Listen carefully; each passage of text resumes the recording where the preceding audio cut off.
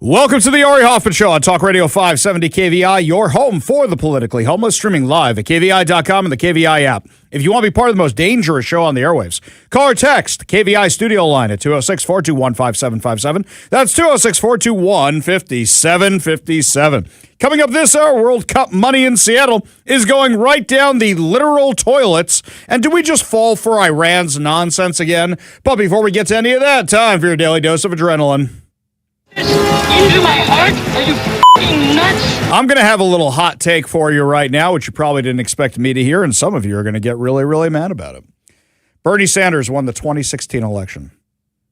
And you're thinking to yourself, no, he didn't. President Trump won the 2016 election.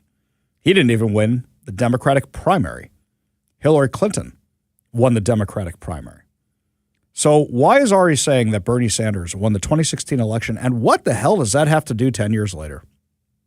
A friend of mine who's very into politics, listens to the show, gave me a call the other day, and we were actually talking about this, where we're just talking about the direction Seattle's going, the direction Washington's going. This friend does not live here. This friend lives in the free state, free America of Florida.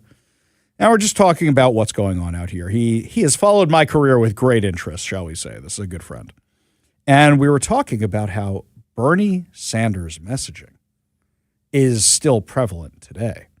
The messages that Bernie Sanders was pushing about socialism is what the Democrat Party has been dragged over to by their radical base. Bernie Sanders may have lost the primary. He may have lost the primary because of the Democratic superdelegates that handed Hillary Clinton the nomination and handed Trump the election, which, hey, that worked out great for all of us. But in the act of doing that, they literally turned the party over to Bernie Sanders. Look at how these newbies are running in the party. Who can be more and more radical socialist? Who can be more radical Marxist? Who can be more radical communist? Bernie Sanders has not accomplished anything in the 170 years he's been serving in the Senate. He has never had a real job. He was so lazy, he got thrown off a communist commune. That is how lazy he was. And yet his ideology is what the left has fully embraced. Bernie Sanders has produced nothing, sold nothing, done nothing, bought nothing. Just like say anything. I don't want to produce anything bought or sold, sell anything produced or bought. He has not given anything to the world, and yet somehow he has multiple homes. Somehow he's a millionaire. Somehow his phraseology has gone from, I don't want to penalize just the billionaires and the millionaires. Now it's just the billionaires because now I'm a millionaire. The entire left is filled with Bernie Sanders ideology. Anti-Western values, pro-radical lunacy, open borders, socialism, Marxism, communism, you name it, it's just going to get more and more left. That's what Bernie Sanders stood for. When Bernie Sanders was up and coming, this was around the same time BLM was up and coming. So let's use radical race relations to divide the Democrat Party. This is happening across the country, where now, as Speaker Johnson calls them, Mini-Mamdanis are popping up all over the place to challenge more moderate Democrats. A perfect example is what's happening right here in Washington State. So you have Lauren Davis. Lauren Davis is a member of the legislature. Lauren Davis has always been on the not crazy far left, but the pretty progressive left. However, Lauren Davis does come on this show and does want to have conversations with us, and is always willing to have the conversations with us. This year, she admitted in an op-ed that a lot of the policies with justice reform she had been championing had not worked, and it was time for a new approach. Well, the left saw blood in the water.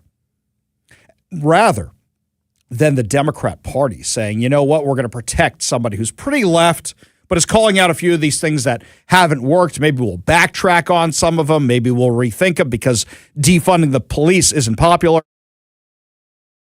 Maybe. Instead, what we're going to do is we're going to have this guy, Imran Siddiqui, challenge her. Imran Siddiqui is the head of the local chapter of CARE, the Council for American Islamic Relations. CARE are the unindicted co-conspirators in the Holy Land trial, the Holy Land Foundation trial, the largest terror financing trial in U.S. history. CARE was behind a lot of the walkouts from schools that was targeting Jews. CARE is pro-Hamas. CARE has been supporting Hamas for years. CARE was founded in response to the Holy Land Foundation being shut down. They just took over all the donations, and they're all about sending money overseas to Hamas. They're being investigated. You've had Senator Tom Cotton. You've had Greg Abbott. You've had a lot of people calling for CARE to lose its 501c3 and for full investigations into them. I don't know what's stopping the Trump administration from actually doing it. This is a group that is tied up in no good, allegedly. I guess I have to say allegedly, right? Even though we know what's going on here. So now Lauren Davis, a progressive Democrat, is being challenged by Imran Siddiqui, who is literally the local guy who's in charge of this. This guy will sit on any panel he's invited to. If it involves bashing Jews, bashing Israel, bashing anybody who's not in his little cohort, he will do that. Adam Smith. You have Congressman Adam Smith, who has always been one of the more moderate Democrats. He's been dragged to the left a little bit by trying to keep his job. In fact, now he's saying some things that really make me question that. But he will always come on the show when we ask him to. Who's challenging him? Shama Sawant. And her lunatic followers are unhinged, completely unhinged. They show up at his house on a regular basis at 3 o'clock in the morning, bothering his neighbors, bothering lots of other people because they want their way. It got so bad that last week, the city of Bellevue had to actually create a special ordinance against targeted protesting because of what's happening in his neighborhood. You had his neighbors talking about how bad it had gotten. So you have these lunatic Hamasniks who showed up to the Bellevue meeting to talk about how this is how they protest. This is the only way we can find them. Well, you lunatics have disrupted all of his town halls. You want to have a normal conversation with him? Go to his town halls. You might forget that at one of them, one of his staff members was allegedly assaulted by Calvin Priest, who's Shama Sawant's husband. Another one you guys disrupted so bad, I don't know if he even has town halls anymore. You guys cut off that means of communication because you yell and scream until somebody caves. And now the moderate Democrats are being pulled farther and farther and farther to the left, trying not to upset the apple cart, trying to stay in power, trying to keep their jobs, where now some of the things that Adam Smith says, I really question. I go, I can't believe somebody posted that on social media. I can't believe he said that on CNN. But everybody's getting these far left radical challengers. And a couple of years ago, you looked at them and you said, yeah, they're not going to win. But now more and more, you get more and more concerned about it. Do I think Shama Sawant is going to win? No, I don't. Do I think that Imran Siddiqui has a chance against Lauren Davis? Yeah, I do. And that's scary. You think Imran Siddiqui is going to come on the show? You think Imran Siddiqui is interested in anything pro-America when he's a guy who is the local chapter president of a group that supports Hamas? Hamas isn't just a group that wants to destroy Israel. They have said they want to destroy America. You think they're in a good mood now after everything that happened to them? Self-imposed, of course, because they started this fight. Lesson for everybody, don't start fights you can't win and you can't finish. This was the whole thing that they did, but you think they're going to be in a good mood after that? No, of course not. And then you've got the ones who aren't as extreme. You've got the useful idiots. So you've got extremists like Shama Sawant. You've got extremists like Imran Siddiqui. And then you've got morons like Katie Wilson. You now have, and I couldn't believe I saw this in Fox News, Councilmember Rob Saka, Seattle Councilmember Rob Saka, saying, quote, he is gravely concerned after previously praising then Mayor-elect Katie Wilson's energy. Did you not see this coming? I love when people go, oh, it's a more moderate city council. How? What? When? Where? Why? How? How can you possibly say that? Where? Just because they're not far left lunatics aligned with terrorist organizations?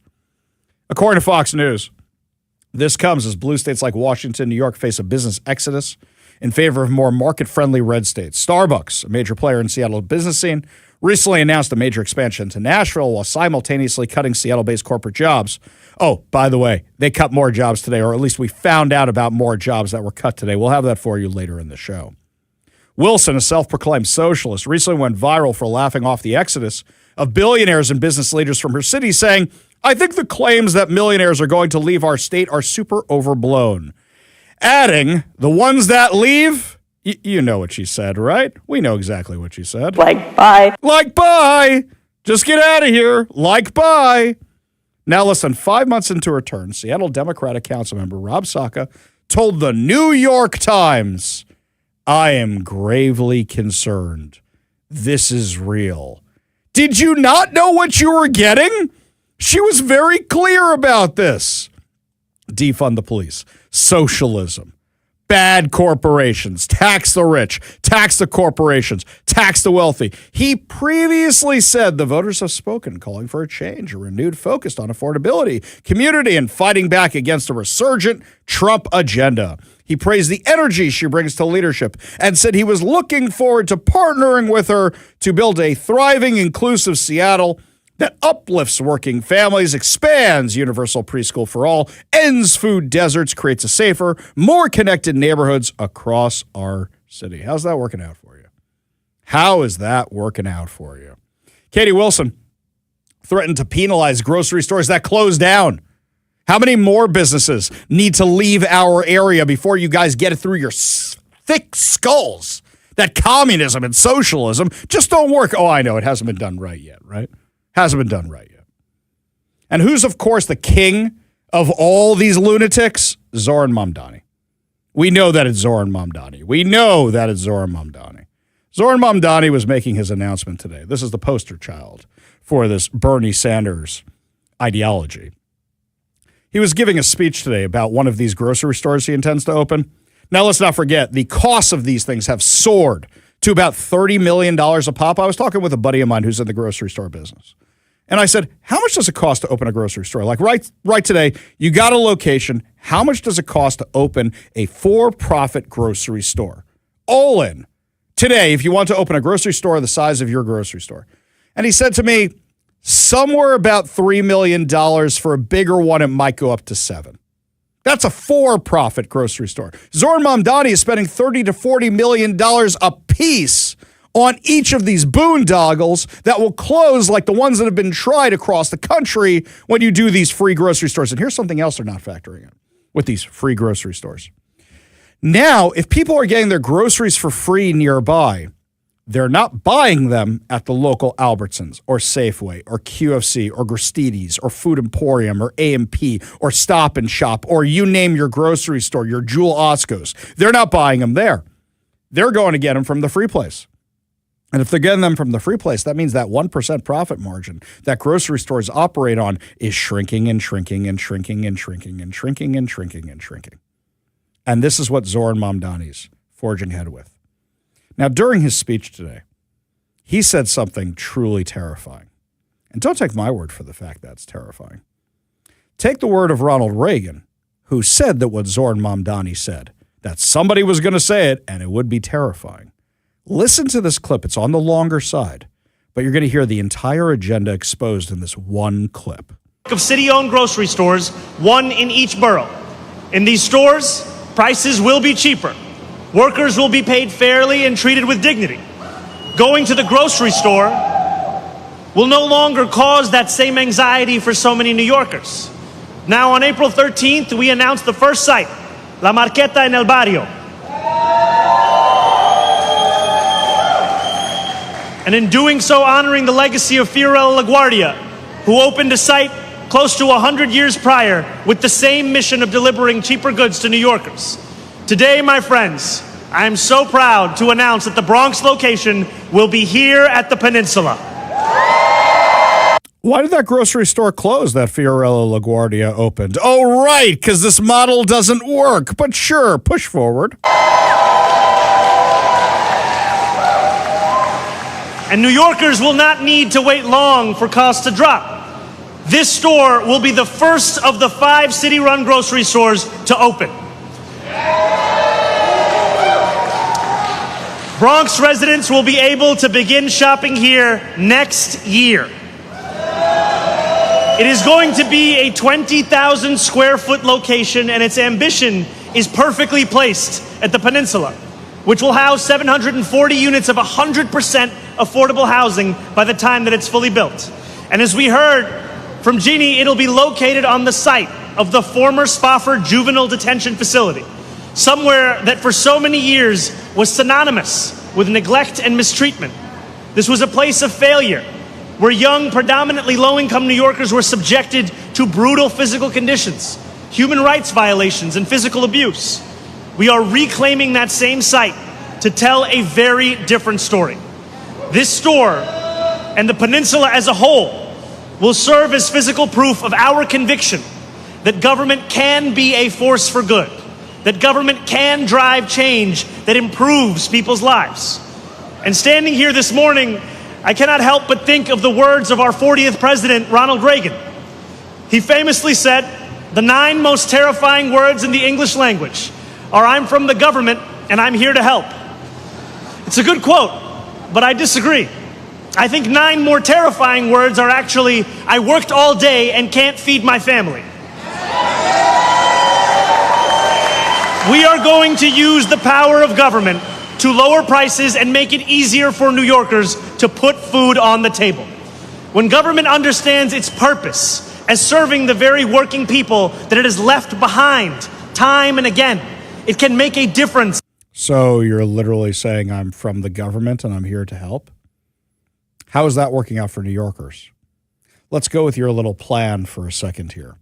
A regular grocery store starts between $3 and $7 million to get up and running. You're spending $30 to $40 million on each grocery store using a failed model that has failed multiple times before and shut down multiple times before. You want to open 5 of these things. That's $150 million minimum. So you've just blown $150 million when New York City has a budget problem on something that is going to fail, that's not going to help anybody, and in the process is going to hurt other local grocery stores. And by hurting the other local grocery stores and blowing that much money, do you know what happens? Now you have to go to the very people you said you were trying to help and take more tax money to pay off your stupidity. That's the plan. This isn't a bug. This is a feature. So when I say Bernie Sanders won the 2016 election, his ideology did because it captured the entire Democratic Party. Because the Zoran Mamdani and the Katie Wilsons of the world looked at that ideology and said, now is our chance. We were seen as the weird kids in the corner. We were seen as the radicals on the college campuses. But now is the time we can push forward our agenda. If we paint it like the Democratic Party stole the nomination, and we're the real Democratic Party, and we're the real activists behind it, and we make them afraid of us, and we defund the police, and we work on taxing the rich, and we use all these other buzzwords like Black Lives Matter, we can ride this agenda to the top. And look how successful they were. Look how successful they were. That now you've got the ranking member of the House Armed Services Committee, Adam Smith, congressman from Washington, sounding more and more and more like Shama Sawant. And that's exactly what they planned. This is what they have now. You have to swear fidelity. You have to swear allegiance to them, or else they're going to show up at your house every night at 3 a.m. Unless they're going to yell and scream and primary you. Unless they're going to put somebody more radical up there than you, because you are not carrying out their agenda. Bernie Sanders' ideology won in 2016, and is a terrifying one. It has failed. It has cost millions of lives around the world. The question now is, can we combat it? Can we push back against it and make sure that it goes into the dustbin of history where it belongs?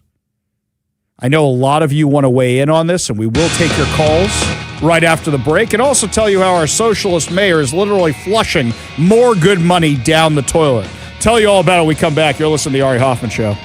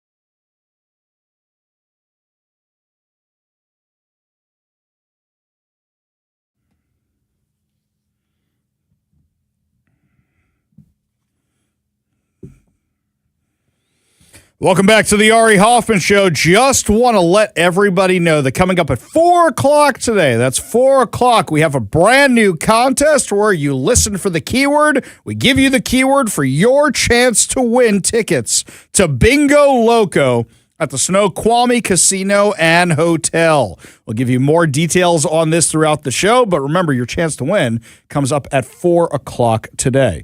We go to the Warrior Injury Law studio line. Take a call from Carrie in Kent. Carrie, what's going on? Hi, Ari. I live in the 9th Congressional District, and apparently we've got 2 Democrats and 2 crazy communists and 1 sane person. I just want to remind everyone you do have a choice for a pro-business conservative Republican, and that is Doug Bassler. So if you don't want these communists, and I've been hearing Adam Smith get more and more crazy. I've heard him actually call us Nazis and white supremacists, which really irritates me because I am neither. And he's just taken on that rhetoric that the crazy left has taken on, and he is no longer moderate. So in my opinion, of course, I am a Republican, but the only choice in the 9th Congressional District is Doug Bassler. You know me. You know I love Doug, right? What I'm just worried about is we have this army of Democrat money, we have this army of Democrat fundraising, and we have this army of psychopaths. And here's the thing, is that where's the GOP? I mean, Carrie, look, you and I have had these discussions before. Yeah. Where's the GOP? And also something else. So I've been working on recruiting candidates. The problem I've been having with recruiting candidates is every candidate lives in a red district where we already have a safe seat. The candidates that stepped up were ready to go head-to-head with other Republicans, and because they're new to this, they don't know who's their person or not. And the problem is that nobody stepped up in the districts to go against Sean Scott. Nobody stepped up to go against those kind of Democrats. And we got a real problem here in Washington because I don't see anybody recruiting anybody. I mean, Carrie, how did you and I meet? You and I met because I said, I've had enough of these problems. I'm running for office. That's what happened. Yes. Right? I listened to you, and I loved what you had to say. Thank you. I didn't know you, but I said, I like this guy. We got to elect him. Thank you. Now, it didn't work out that well, but I would say I won in hindsight because where's Tammy Morales these days? And I got a radio show. But the problem we have now is how many other people are stepping up. I know there's a lot of frustrated people. I know there's people helping with Let's Go Washington, which is wonderful. I know there's people helping with the initiatives, which is wonderful. I know there's people stepping up to donate, which is wonderful. But we really needed people to step up to run. And though we had a bunch of great KVI listeners who stepped up, unfortunately, it was for the safe districts. And so we didn't get the ones I really wanted. And how many people out there are going to volunteer to go head-to-head with these lunatics? Exactly. Well, and the thing is, if Sawant actually makes any headway, I can tell you right now, the unions hate her guts. I mean, I'm sure you remember when they were screaming no head tax, and she was saying, comrades, please listen. And they wouldn't even let her speak. That's how much they hate her.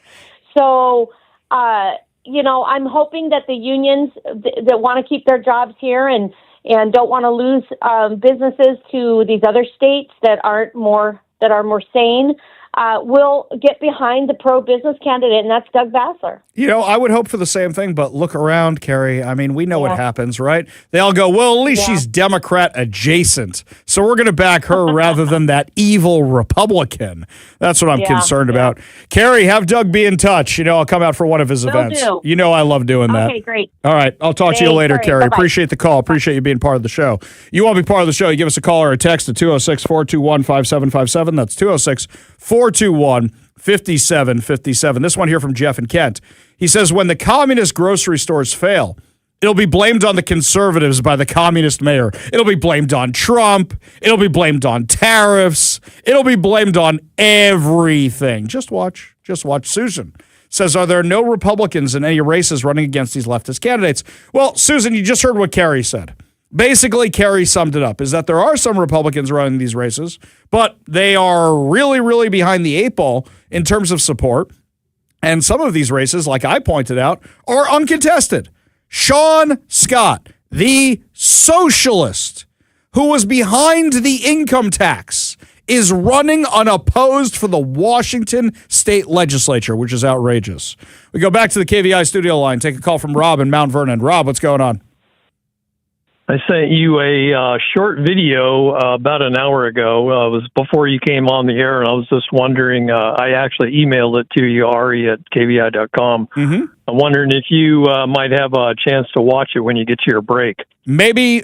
So I can't actually watch videos during my break. It's a weird setup here where I can't hear what they're doing. Well, I can't do it while it's a weird setup here, but I will watch it after the show, okay? I will watch it after the show. When you send me something an hour before the show, that's when I'm busy getting all my sources and all my audio, and that's when I'm not really checking my email that much. Okay, it's very timely for the discussion that we're having today about Mamdani and the whole Muslim thing. And I'd like to tell you what my email is, but I don't want that on the air. Okay, so I'll tell you what, Rob. I will check it out, okay? I will check it out this evening, hopefully, and we'll get back to you, okay? It's coming from PM. Wait, Rob, you don't want to give me your personal information on the air. You don't want to do that. Bad people sometimes are listening, and then they have your email address. You don't want to do that, okay? That's all. Okay. Appreciate the call. They won't be able to figure it out. There you go. Appreciate it. Appreciate you being part of the show. You want to be part of the show, give us a call or a text at 206-421-5757. That's 206-421-5757. Switching gears over to more bad ideas that are had here by the socialist fools that are running our city. We talked about this a little bit last week. Katie Wilson released her plan for these new World Cup toilets, these new portable toilets that they are going to be putting in these smart toilets, these solar-powered toilets that are going in near the stadiums for $116,000 a pop. $116,000. Now, just to give you some perspective here, Viet Q Nguyen, who used to be involved in government stuff and now on social media does a stellar job pointing out the stupidity of this. He said this. He was talking about how Seattle's new Pioneer Square toilets cost $9,700 a month. Each are $250 versus $250 a month with public cleaning for just general honey buckets. You could have brought those in like they do for any concert, any festival, any event, but they're paying $465,000 a year for 4 Throne Lab solar units with running water, heat, and daily cleaning. Maybe if we shifted over to something else, it would likely be a lot cheaper for the porta potty. A lot cheaper for the porta potty. Just a thought. Let's throw that out there for a second. Just a little bit cheaper than that. He's got all the numbers here. So basically, it's going to be just a few $100 a month for the porta potty. And you guys are dropping mega bucks on this. If only we could have tried this somewhere before and seen if this could work. Or, oh, wait, we did do this 20 years ago. Actually, now it's more like 25 years ago. When did I get married? Okay, so I got married in 2003. And those bathrooms were operational in Pioneer Square. I know because we had some drinks at a bar and I had to use one of them and it was horrifying. I did use it. It was horrifying. And they ended up getting rid of those suckers, which they had spent $5 million on, and selling them on eBay for pennies on the dollar for these things they had bought. Now we're going to do the exact same thing. The exact same thing. Oh, we're only spending $4 million on these units, so I guess it's better that way, right? Only $4 million. It'll be fine. And they're a rental. It'll be fine. It'll work out perfectly fine. Literally flushing money down the toilet. But the thing I laughed hardest about, the photo op. You know how last week we told you that Katie Wilson was redoing her staff, maybe to avoid some gaffes, maybe to avoid some mistakes? They had a toilet paper cutting ceremony for the portable toilets. And you have, cute, funny, but you have Katie Wilson, Rob Saka. Who else was up there? A bunch of these fools, right? Teresa Mosqueda, all cutting the toilet paper in front of these stupid bathrooms that we're going to do this again. Yeah, congratulations. None of you guys were in office the first time we did this stupidity. Socialist toilets just haven't been done right yet. You know who you missed off that list? Who's that? Turd Ferguson. He's not in the picture. I know. He's not in the picture. And perfect. I mean, turds is what it's all about. That's what, flush the turd. By the way, that should be the campaign in 2028 against Bob Ferguson. Flush the turd. Flush the turd. Somebody Turd needs to make bumper stickers for flushing the turd. By the way, Kevin, he's got a smart comms guy, which is why he wasn't there for that photo op. He was there for other photo ops. You know, anywhere I go, people want to talk about Bob Ferguson. They call him Turd Ferguson to me. His comm guy, no fool that one. He goes, wait, if we put him in front of an outhouse in downtown Seattle, Hoffman's just going to put that on a T-shirt or something. That's what's going to happen. Oh, well, yeah. He was sorely missed. Last night I'm at this bat mitzvah, and they have a photo booth at the bat mitzvah, and they have a big foam hat. And I go, no, shut your face, a big foam hat. So I said to the photo booth people, lovely people, by the way, I said, you mind if I borrow that for a few minutes? And I just went walking around the room to different people, and they go, hey, look, it's Turd Ferguson. Oh, it was you said a big foam hat. Was it like a turd emoji phone? No. It's the big foam hat from the Saturday Night Live skit where they just go, it's Turd Ferguson, because he goes, right. Turd Ferguson, funny name. Yeah. I found a funny hat backstage. Turd Ferguson, funny name. Lots more to discuss. As the show continues, my friends, did we just fall for Iran's nonsense again? I think we may have. And I got some questions about the whole situation. We'll explain when we come back. You're listening to the Ari Hoffman Show on Talk Radio 570 KVI.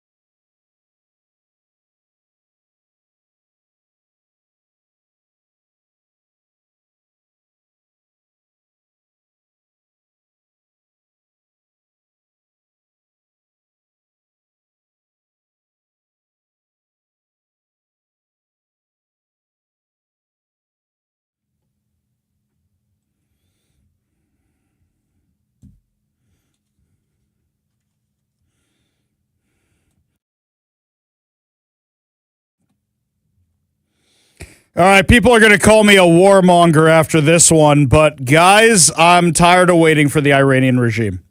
These guys were able to stall for 47 years. 47 years. At what point do you say it's time to cut bait? Especially where the average American is turning against the war because they see it as responsible for their gas prices. Look, I went to fill up the other day. And luckily, I'm driving a car I got from my friends over at Renton Chrysler Dodge Jeep Ram, which is pretty fuel efficient, even though it's the new Charger they got. It still growls. It still is awesome, but it's pretty fuel efficient. So this is the first time I've had to fill up in like 2 weeks or something. So I go to fill that sucker up, $105. I didn't even put premium in it. $105. Now, I'm okay paying that. Not because radio money pays such good money, but I'm okay paying it because I know the price of taking out Iran, it's going to cost a little bit. But the average American doesn't listen to the Ari Hoffman show. The average American just goes, there's a war in Iran, my gas is more expensive, my groceries are more expensive, everything else is more expensive, and hey, the midterms are coming up. Now, political courage is President Trump staying the course. Now, if you told me staying the course meant bombing the hell out of them, okay, I'm fine with that. But now something new has happened. President Donald Trump announced today that the United States is holding off on a planned attack on Iran that had been scheduled for Tuesday, citing what he described as serious negotiations involving key Middle Eastern allies. Quote, I've been asked by the Emir of Qatar, the Crown Prince of Saudi Arabia, and the President of the United Arab Emirates to hold off on our planned military attack of the Islamic Republic of Iran, which was scheduled for tomorrow. In that serious negotiations are now taking place that, in their opinion, as great leaders and allies, a deal will be made, which will be acceptable to the United States of America, as well as all countries in the Middle East and beyond. The deal will include, importantly, no nuclear weapons for Iran. Based on my respect for the above-mentioned leaders, I've instructed Secretary of War Pete Hegseth, Chairman of the General Joint Chiefs of Staff, General Raising-Cane, and the United States military that we will not be doing a scheduled attack on Iran tomorrow, but have further instructed them to be prepared to go forward with a full, large-scale assault of Iran at a moment's notice in the event the acceptable deal is not reached. Now, here's my problem. The UAE, I trust them. I do trust them. I do. I really do at this point. The Qatar and the Saudi Arabia, I don't trust them so much. I don't trust them at all, as a matter of fact. Qatar only has the best interests of Qatar in mind. And Saudi Arabia, look, I know you guys are like edging closer towards peace all the time, but until you actually do it, you guys are still Saudi Arabia. Now, if some great deal is going to come out of this, where they go to Iran and they say, look, he's serious, and then they say, okay, no nuclear weapons, we're opening the Strait of Hormuz, and we're going to stop being terrorists, then fine.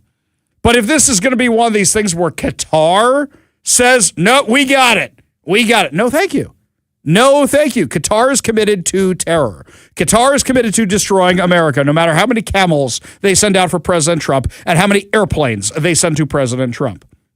I am very, very skeptical because Qatar is involved. You may disagree with me. Look, do I want not to have to bomb anybody and want peace? Absolutely. But I'm very, very skeptical when somebody like Qatar is involved. And then I get more skeptical when I see this tweet from Scott Bessent, the U.S. Treasury Secretary. He says the U.S. Treasury is issuing a 30-day general license to provide the most vulnerable nations with the ability to temporarily access Russian oil currently stranded at sea. This extension will provide additional flexibility as we work with these nations to provide specific licenses as needed. The general license will help stabilize the physical crude market and ensure oil reaches the most energy vulnerable countries. It will also help reroute existing supply to countries most in need by reducing China's ability to stockpile discounted oil. So now we're letting people buy Russian oil, which means Russia's going to have more money for their nefarious activities. I'll tell you what, guys, talk me down. Talk me down. I don't like what I'm seeing here. I really, really don't. And I call them like I see them. You want to talk me down? You give me a call or a text at 206-421-5757. That's 206-421-5757, because this isn't what I was looking for. Not at all. Now, 2 or 3 days from now, If this all works out, I may come back online and say, hey, this was great, and look how it worked out, and I doubted it, and it worked out fine. I am very, very skeptical of this. And the longer this drags on for, the longer there's more, we got a deal this time, the longer it means that regime's in place, the longer it means they're a threat, the longer it means we have high gas prices, the longer it means we're dragging into election season. I am very, very concerned. But you disagree with me, you set me straight. Give me a call or a text at 206-421-5757. That's 206-421-5757. Something else I'm very concerned about is the future of the James Bond franchise. Apparently, it is being taken in a different direction, and it's not having a female 007. Tell you what's going on when we come back. You're listening to the Ari Hoffman Show on Talk Radio 570 KVI.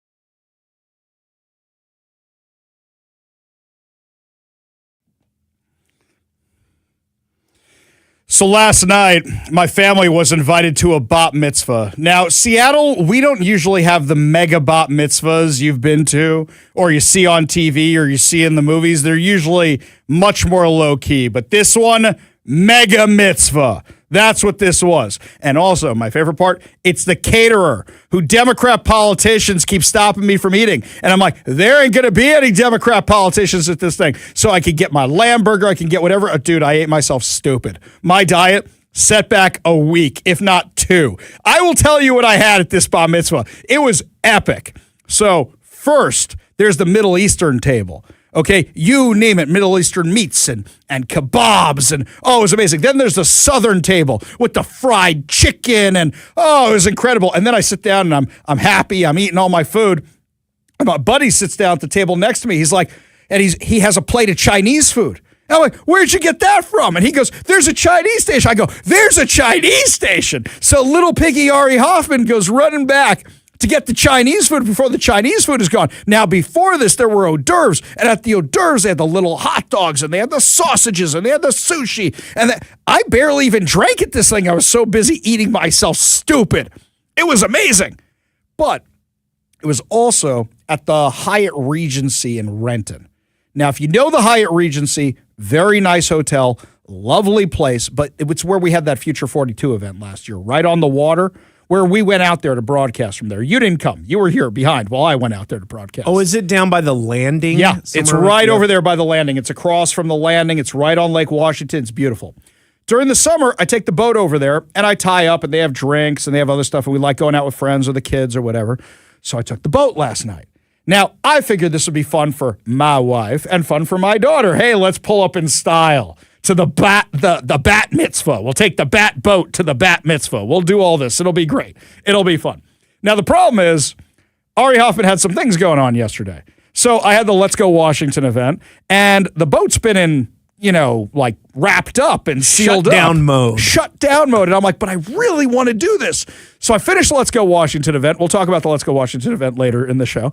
And I go running down to the boat and I'm like, oh my God, this is disgusting. You're hustling to make it work and you didn't realize it was going to be that much work. Exactly. So what happens? I go down to the boat.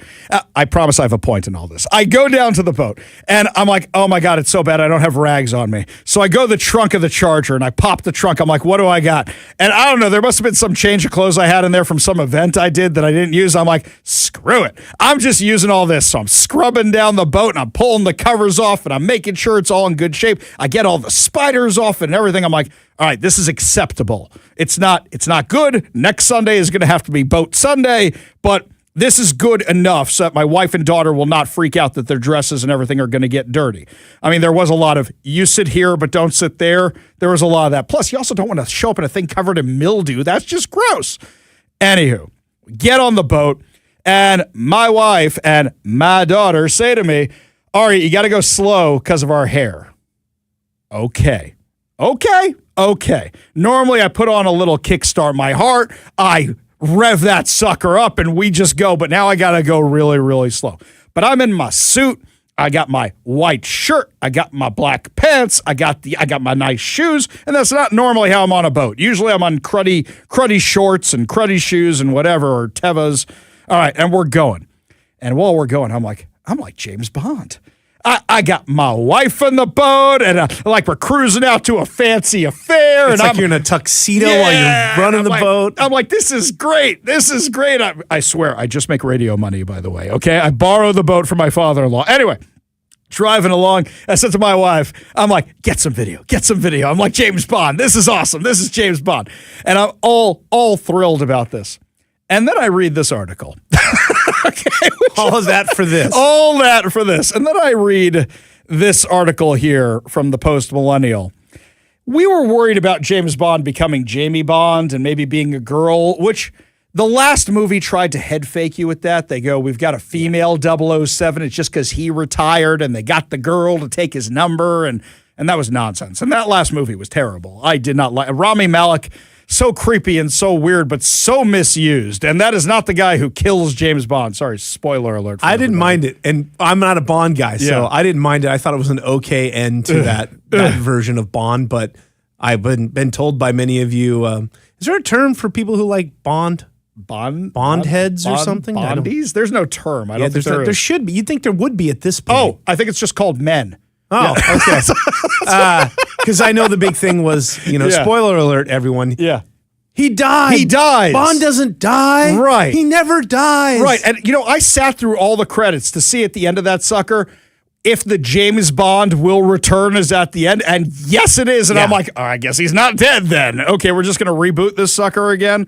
Whatever. Because, I mean, Mike used to run me through and kind of give me how from franchise to franchise, the Bond thing does. It doesn't really take off where the last one left off, but sometimes they mention it. Yeah. Sometimes they pretend it does. Yes. Sometimes they do callbacks for the new version of Bond. That was a thing that happened in another of the other Bonds. So it's like, it's kind of all over the map with that stuff. Right? Yes, it is. So for example, in The Living Daylights, which is Timothy Dalton, they reference his dead wife from On Her Majesty's Secret Service, which is like two Bonds later, right? So and at some points they're like, yep, this is the same guy as that guy. And at other points it's like, nope, not. This is the new version. Right. Yeah. So Daniel Craig, new version, he's separate from everybody. Like Pierce Brosnan, Roger Moore, what's his face? George Lazenby and Sean Connery. You can make the argument they're all the same James Bond. I wouldn't,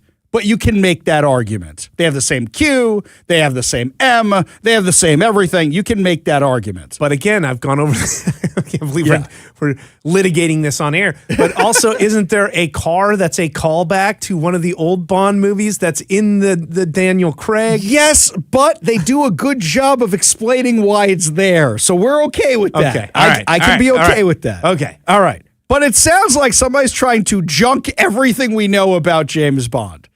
It's not going to be replaced with a girl. It may be replaced with a James Bond who likes other Jameses.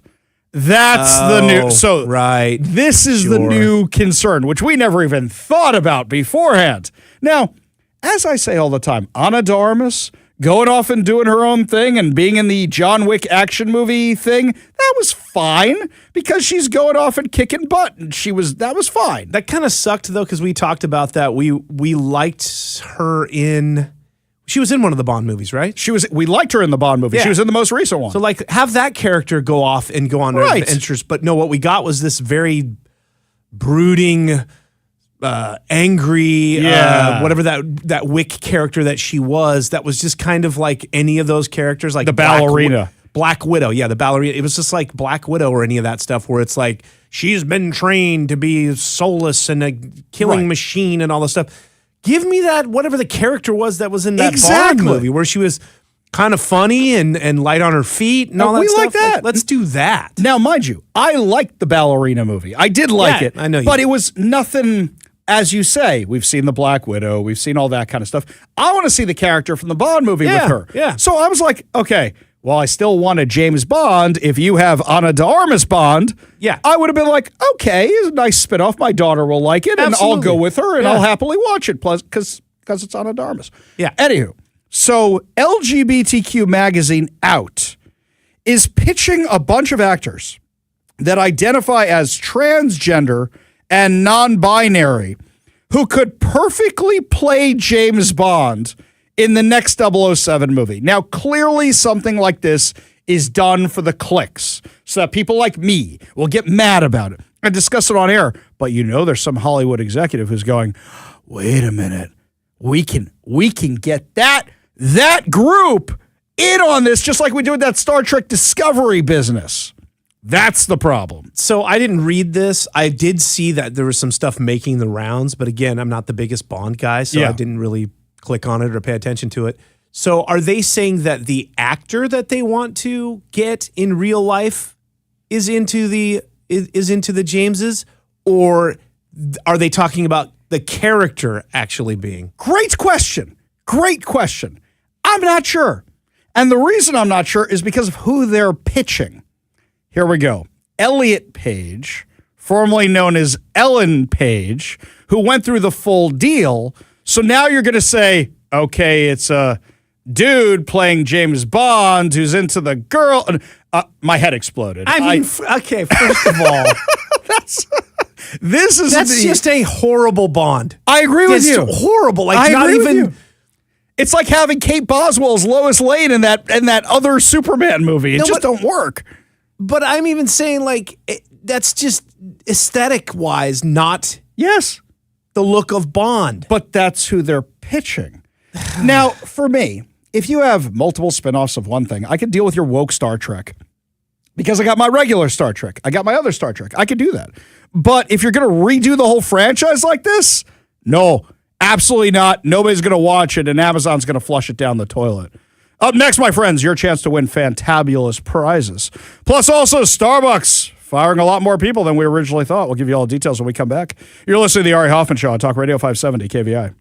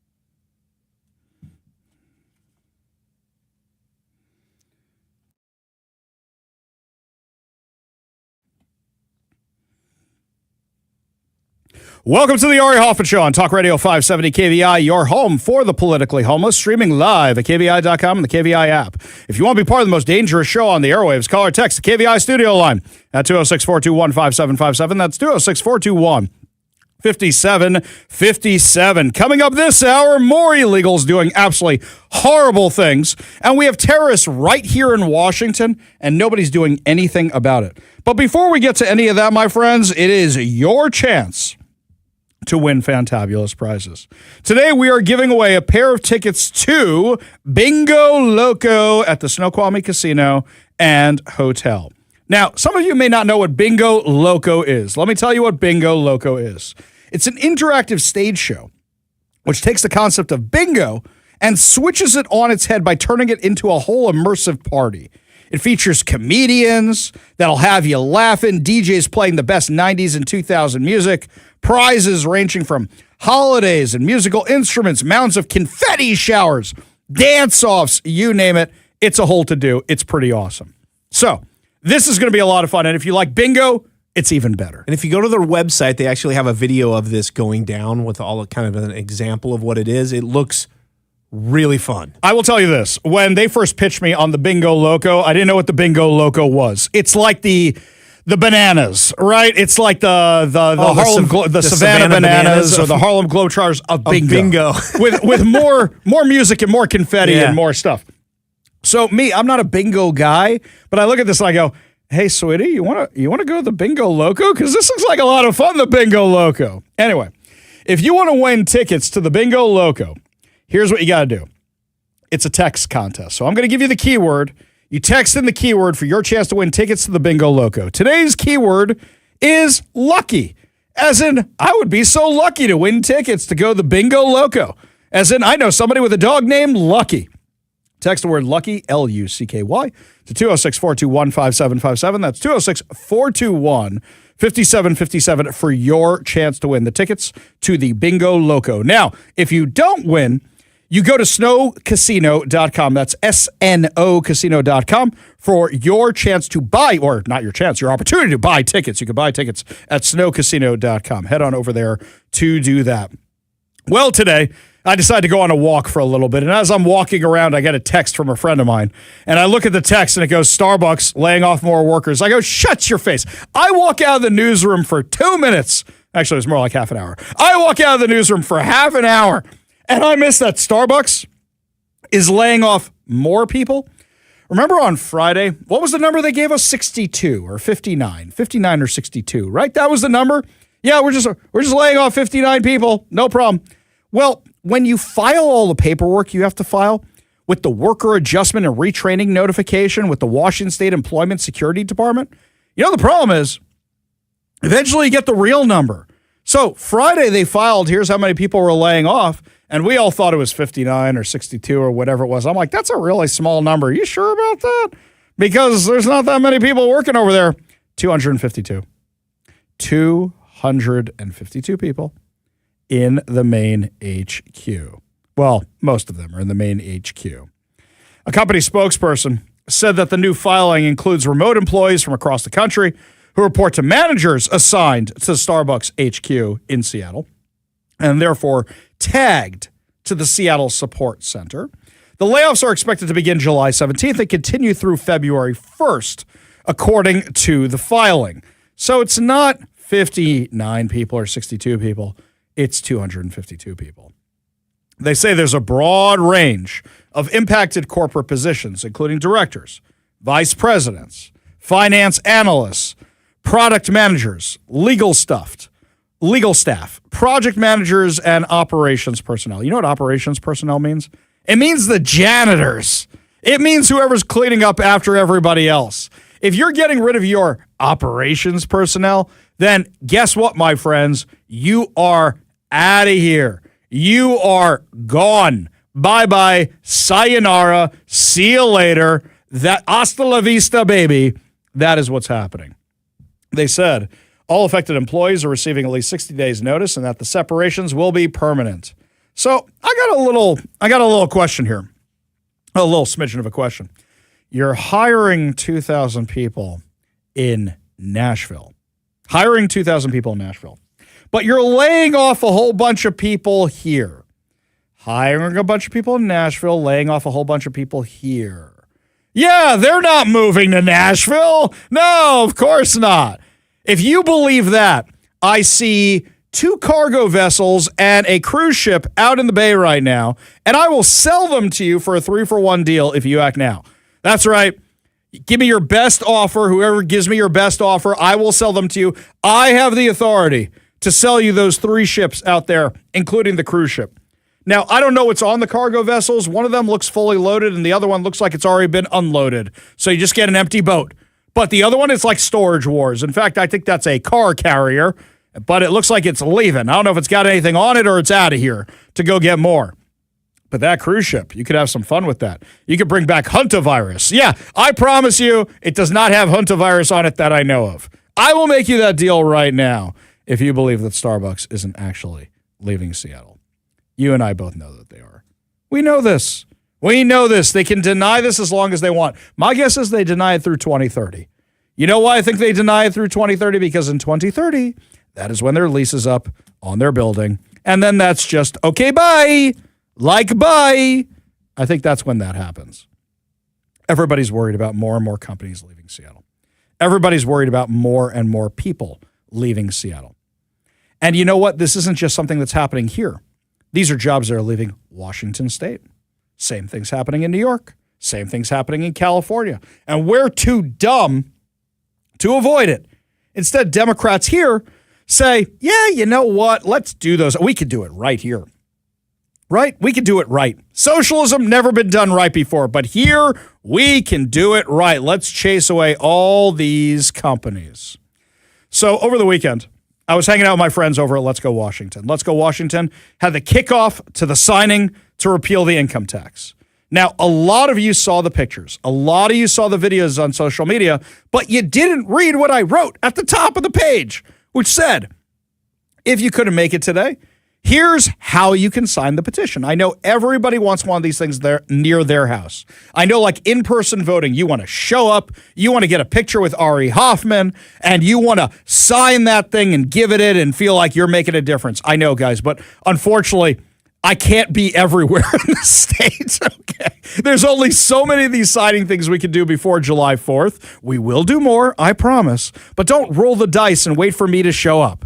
Okay? There will be more events. There will be more stuff. Here's what I want you to do. I want you to go to letsgowashington.com.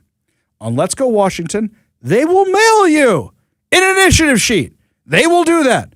And you can drop it off with Let's Go Washington, or you can drop it off at one of the signing events, or you can mail it back. You can mail it back. In fact, Kevin, I brought a whole stack to the office today. For all the people here who want to sign against the initiative, I brought a whole stack here to the office to get them for my friends, and now that I already signed the thing. So what was awesome was that sometimes we do these things for the other initiatives and you get a big crowd, and sometimes you get a moderate crowd, and sometimes you get a small crowd. Just depends what's going on in the world. Yesterday, busy day. But there was a steady flow of people from 11 a.m. to 2 p.m. There was a steady flow of people. More people were coming afterwards. There were people there before I even got there yesterday. People really want to repeal this thing. And I'm not going to name names. I'm not going to say what sectors they're in. But a few people came up to me and they go, Ari, I'm getting red-pilled because of this. You know, I used to think you were a crazy, raving lunatic, but now I see you were right. And this income tax, they're just going to pass it on all of us, and we got to solve this. We got to stop this. We got to do something about it. And it was very pleasant. Now, given all the drama last week with Let's Go Washington, where basically you had the Seattle Times put a big bullseye on their backs alleging PDC violations, all of it is complete nonsense.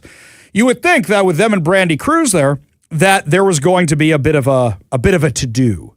There was security there, don't get me wrong, but it's Bellevue. You know, that kind of stuff doesn't happen in Bellevue. The crazies can't get away with their nonsense like they do out in Seattle in Bellevue. However, there was one Looney Tune at this event who showed up later. And let me give you a little backstory to this. So many of you who drive around Washington, you know that on Sundays, usually on the overpass of Main Street over at 405, that's in Bellevue, you usually see a whole bunch of Palestinian flags. Somebody puts them up in the morning.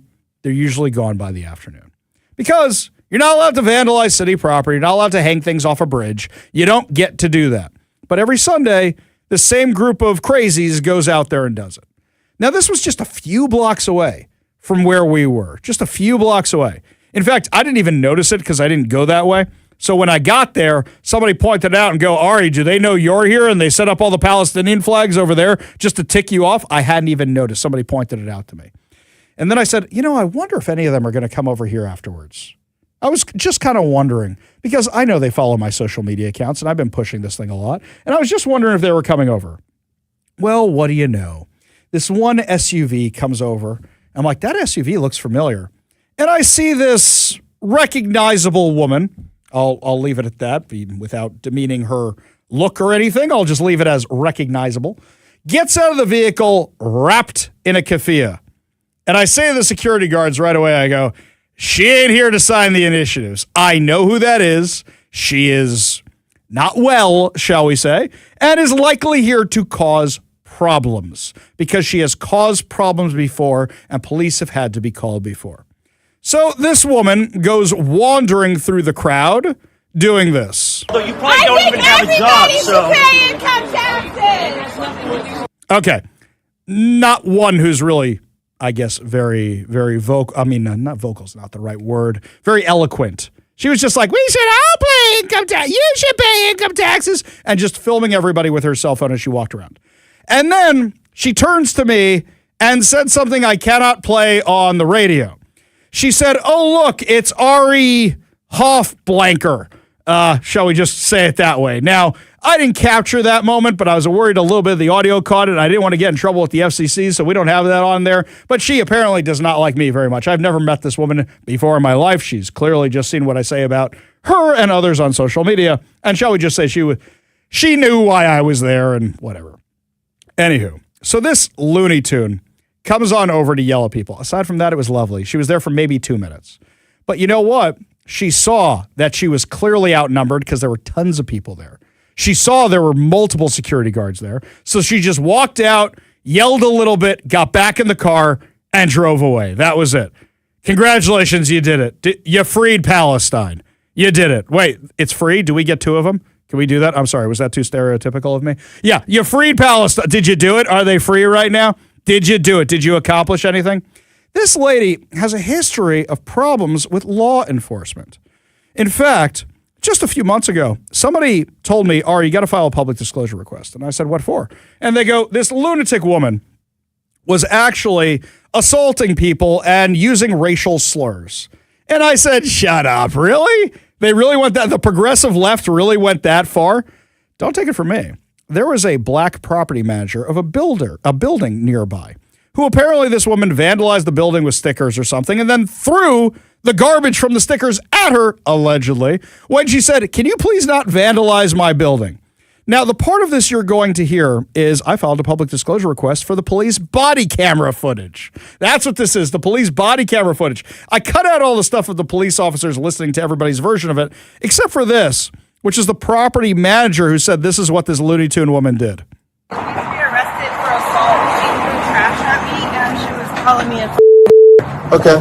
When did she throw trash at you? It's all in front of my property, inside my building. She came into my facility and threw trash at me. Okay. What trash? It's okay. All It's her okay. sticker wrappers. It's still there. I didn't even pick it up yet to show proof. She threw the stickers at you? The sticker wrappers. Here, come talk to me. So the 2 words you can't hear are, she really likes the F-bomb, apparently. So she used that, and then she used the N-word on the black employee, allegedly. So that's what the black property manager is saying at that point. The left is so tolerant, aren't they? So they came on out, threw a few insults at me, and a few months ago threw a few insults at this, and we've heard her say far, far worse. But I'll tell you something, guys. That was it. That was it. No threats, no nothing else, just this one woman. And it was car after car, people after people. And there were people who were coming with MAGA hats. And there were people who were coming who go, I don't like Donald Trump, but I hate the income tax. It was all kinds, all stripes, all kinds of people at this thing. Because people really want to repeal the income tax, the Democrats' income tax. So I know you want to go to a signing event. I know you want to take pictures with me and Brandy Cruz, and we'll tell you where they're going to be as often as we get invited to go to these things. We will tell you all about it. But for right now, I don't want to roll the dice on this. I want to make sure that we get 500,000 signatures, 1 million signatures. I want to scare the crap out of the Democrats that this one they might actually lose. So here's what I want you to do. I want you to go to letsgowashington.com. I want you to request signature sheets. It says something like pre-order signature sheets. They're free. They will mail them to you. They even have a return envelope for you to mail it back. And what I tell everybody to do, you request your signature sheets, you stick it in the envelope. You, your spouse, your kids, whoever signs that thing, send it right back. Then the extra sheets they send you, those you go collect more signatures with. Why? Because the longer it takes and the less signatures they have, the more they have to spend money and go out and get them. And in the meantime, the opposition is spending money on ads. We need to save a lot of that money for ads to get the people who don't listen to the Ari Hoffman show to vote to repeal the income tax. So I want you to go to letsgowashington.com. I want you to request signature sheets, but I also want you, if you're able to, think about giving them a donation. Brian Haywood cannot fund this by himself, and last time we lost the advertising war. Your money will be spent well. It will be spent so well. I'm thinking about, hey, maybe we should start doing Spencer Pratt-style AI ads about the income tax. I think that could be fun. Do that. Convince a few people. Look how he's changing the narrative. Look how he's changing the race right now, but we need it for TV ads. We need it for social media ads. We need it for all this because last time they threw $30 million at us to keep the Climate Commitment Act. How much do you think they're going to throw at it this time to keep the income tax in place? So once you go over to letsgowashington.com, I want you to go to letsgowashington.com. I want you to get your signature sheets. And I want you to take the first one and fill it out with whoever's in your house. Send it right back. Then the other ones, you get signatures. And you know what? I'll tell you what. You show up at one of these events with one of your signature sheets. I'll take all the pictures with you want. We'll kiss all the babies and shake all the hands. Or we'll shake all the babies and kiss all the hands. Wait, that don't sound right. No shaking babies. We will not be shaking babies. Somebody brought an adorable baby yesterday. So I love when the kids, when they're first born, and they're a month or two old, and they get that mohawk-looking thing. I love the mohawk. This was a girl, too. She had a mohawk-looking thing up front, and she had a mullet in the back. It was awesome. It was all kinds of party. That baby was adorable. But, yes, you bring your babies. We'll kiss your babies. We'll take the pictures with the babies, whatever it is, but get those signatures in. Go to letsgowashington.com to get those signatures in because we need them. We need those signatures. We really, really do. That way, my friends, that way, we can actually repeal this income tax. That way we can stop the Democrats' agenda. We need your help to repeal the income tax. Go to letsgowashington.com and get the sheets. Because, hey, if you don't go to letsgowashington.com and I get a PDC complaint over this, I'm going to be really, really mad. So head on over to letsgowashington.com to do it right now, my friends. Up next, lots more to discuss as the show continues, including more illegal aliens in our area doing more bad things. And this time, at least the feds are doing something to stop them. We'll give you all the details when we come back. You're listening to the Ari Hoffman Show on Talk Radio 570 KVI.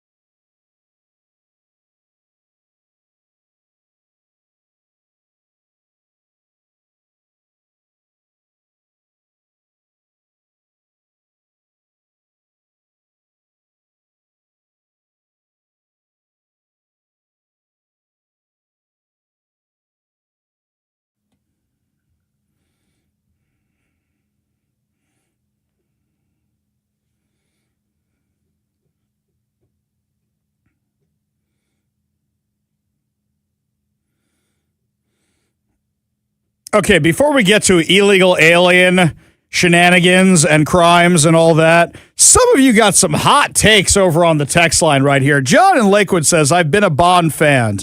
Lazenby and Craig are the best? That's a take. And then he says this, lost interest after Skyfall.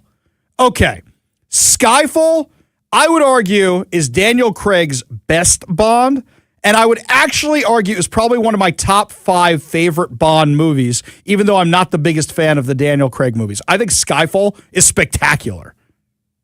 I think, I think the first one, what is it, Casino Royale? Casino Royale. I think that's the best one for me. Mm-hmm. And then I think Skyfall is like number 2. Well, I'll say is that Casino Royale grew on me. I had to get used to this new world Bond. And then when the other ones came out, I went back and I'm like, you know what? That wasn't bad at all. In fact, that was actually good. Yeah. But Skyfall, I'm like, yes, I went with a buddy of mine to see Skyfall. And the two of us were just sitting there like, this is amazing. If this is the way they're all going to be, this is amazing. And then Spectre came out and we were really disappointed. Spectre. That's garbage. I mean, Skyfall, I like. Yeah. I love Skyfall. And then, so sorry, refresh me again. Okay. It goes. So then there's Casino Royale. And then you got Quantum of Solace, where he's fighting the eco-terrorists. That was brutal. It's awful. And the beginning of it was actually really good, that car chase. Yeah. And I'm like, yes, this is what I wanted. Give me the car chase. But then it's like, he's still hung up on the same girl. And he's fighting the eco-terrorists. And I'm like, okay, I don't like eco-Looney Tunes either, but how can you make me like want to root for them because this movie's so terrible? Then I go into Skyfall and I'm like, this is going to suck. This is just going to be terrible. And then it's like, oh my God, this is actually awesome. This is great. Not just awesome, it's great. And then you give me a Spectre, and I'm like, this is terrible. This is rehashing the old ones. This is terrible. Just plain bad. And you even brought in the dude from Inglourious Bastards, and this is bad. And then you gave me the last one, which is Nothing Lasts Forever, Nobody Dies Forever. This is whatever it was. And I'm just like, all right, can we get a new James Bond? Yeah. Can we do that, please? So, yeah. Apparently, Rachel Weisz, who's married to Daniel Craig, also said, you know, he can't do these stunts anymore. Like, his body's been abused by these movies. You can't do this to him anymore. So, hot take there, John. But anyway, this one here, Julie, she texted in that she sent $100 to Let's Go Washington. We challenge others to match us. Okay, Julie's calling everybody out here to raise some money for Let's Go Washington. So, head on over there and do that. Okay. Oh, John is now texting in. He doesn't want to be mislabeled here. He says, Skyfall was great and they fell off after. Okay, fair enough, John. Anywho, switching gears here for a second. So, a Guatemalan illegal alien in Oregon was sentenced to over 2 years for, guess what? Guess what? Do you know what they were sentenced for? Not murder. No, not murder. Not trucking, not any of that. Sex crimes. That's right. Oh, and these are child ones, so even worse. Yeah, this is happening with really bad frequency, by the way. According to the Justice Department, a 26-year-old Guatemalan illegal alien living in Oregon has been sentenced to more than 2 years in federal prison for traveling across state lines to sexually exploit a child victim. This is absolutely horrible, by the way. U.S. Attorney Scott E. Bradford announced that Leonidas Juber Ramos Garcia received 30 months behind bars, 5 years of supervised release following his November 18th, 2025 guilty plea to traveling with the intent to engage in illicit sexual contact. According to the U.S. Attorney's Office for the District of Oregon, the abuse unfolded over several months in early 2025. This was he apparently bribed the victim with cash and sent bad messages. I mean, this is all kinds of bad, and now they're behind bars. Tell me again how we're importing the best and brightest. We got enough problems locally before we talk about the illegal aliens.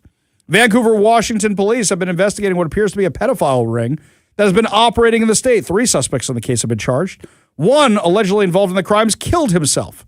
New court documents in the case reveal that the wife of one of the men charged participated in the abuse.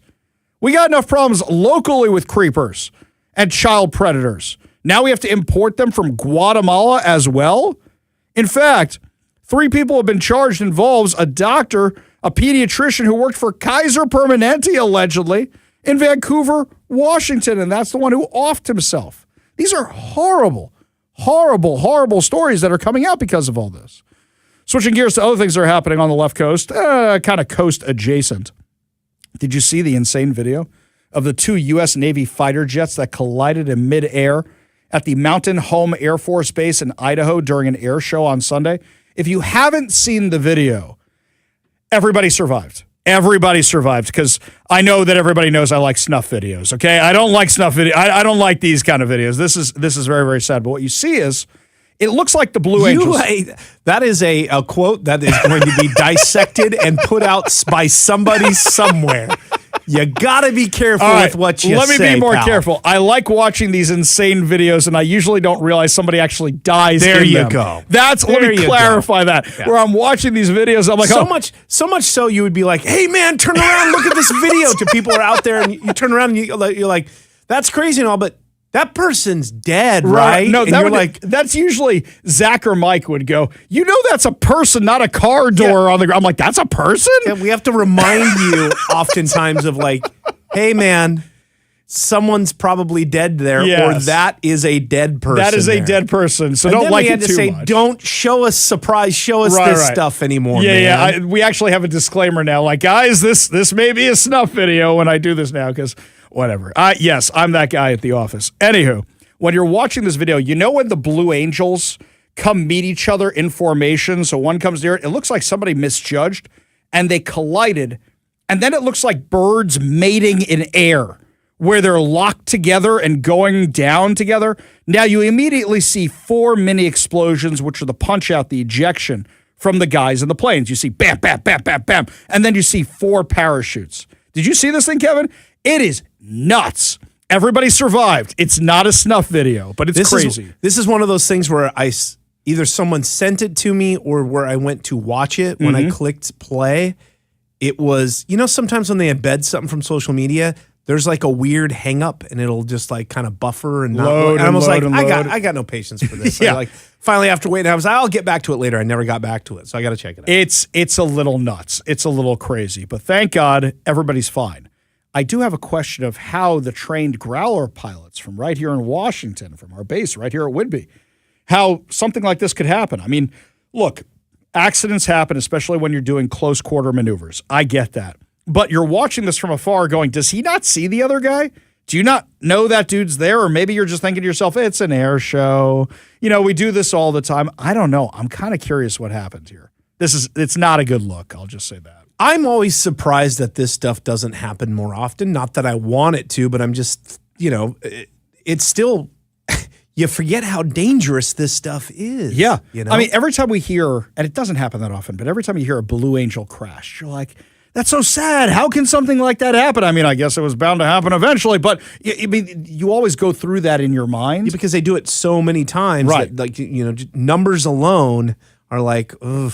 Did you come with us to see the Blue Angels documentary at the IMAX? I didn't get to see it. I that wanted to, but awesome. I couldn't make it. Yeah. I mean, the training these guys go through to be able to do all this is incredible. And I mean, the guys from the Growler unit, they're some of the best. So I kind of want to know what happened here. I mean, I think everybody wants to know what happened here and make sure that this doesn't happen again and that everybody's safe, because the video is just absolutely horrifying. Absolutely horrifying. Up next, my friends, speaking of horrifying, we got terrorists operating right here in Washington, and they are not hiding who they are. In fact, they're admitting it. We still haven't prosecuted them. Can somebody explain to me what's going on? I'll tell you who they are and what they did when we come back. You're listening to The Ari Hoffman Show on Talk Radio 570 KVI.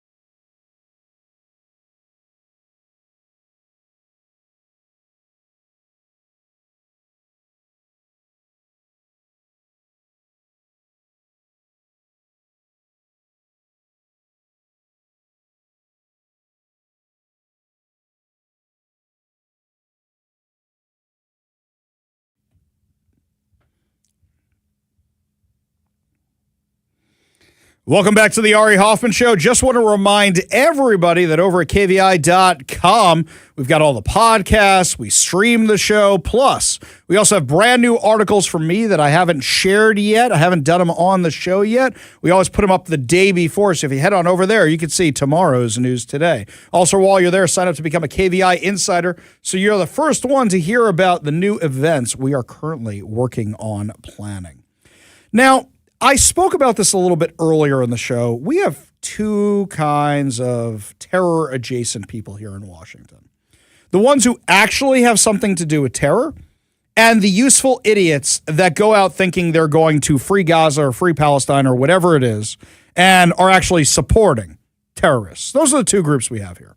Yesterday, in Seattle, if you were at the Pike Place Market, you might have seen a whole bunch of these Looney Tunes. In fact, when I was walking around today, they left some of their signs up by Seattle Center for whatever terrorists they're trying to free these days.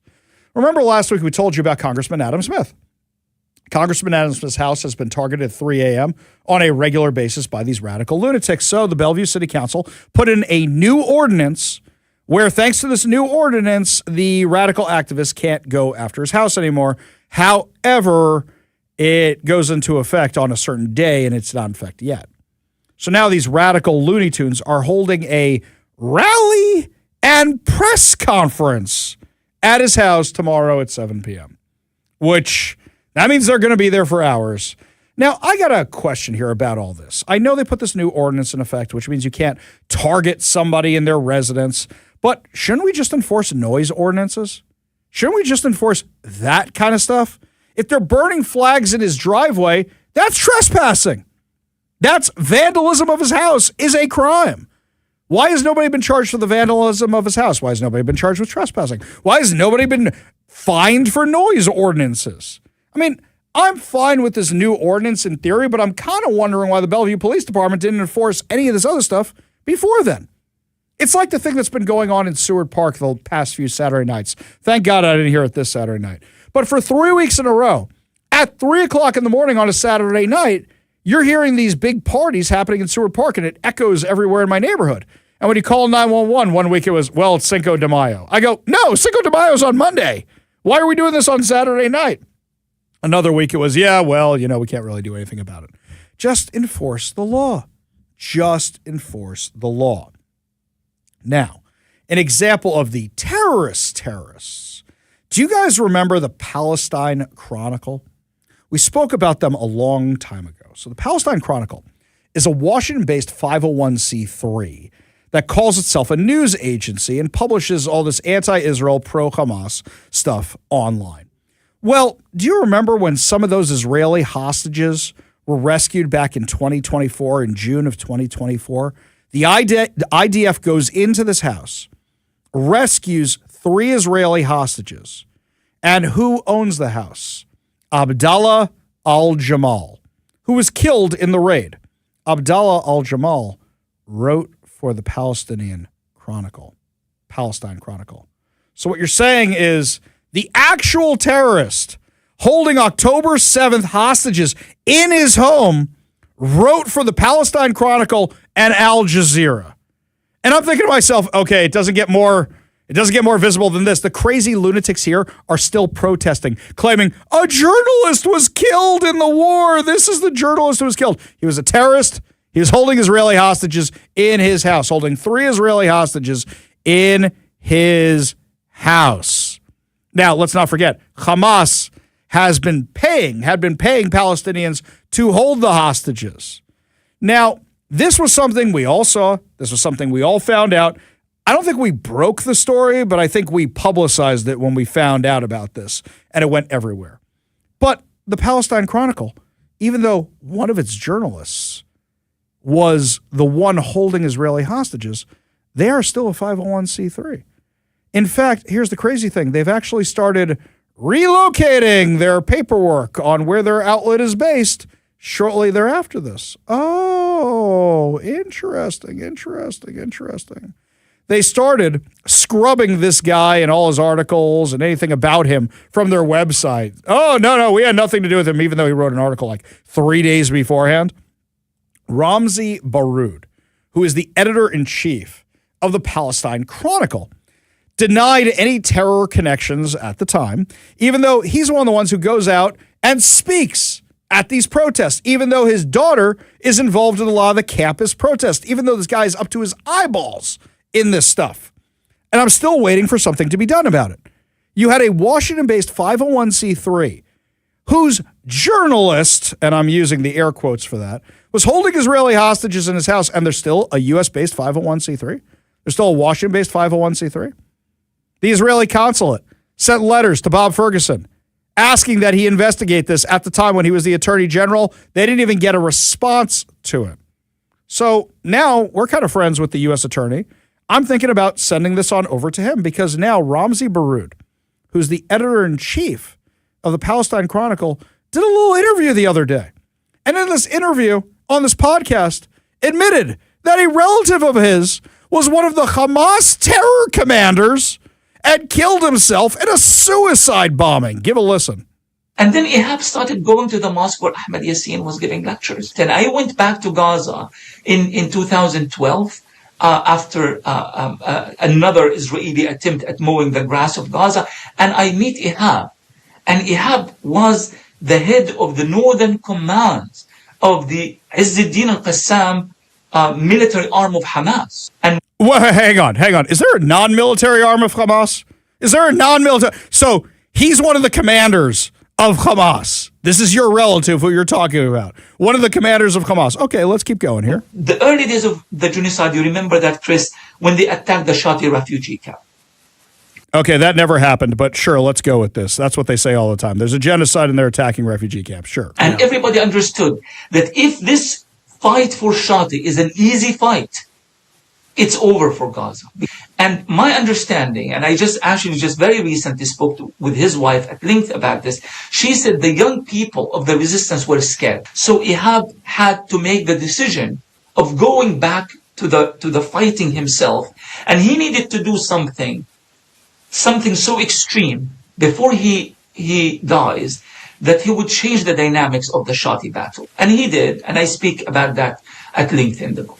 Well, explain. He fires. He walks out into the open and fires on an Israeli tank.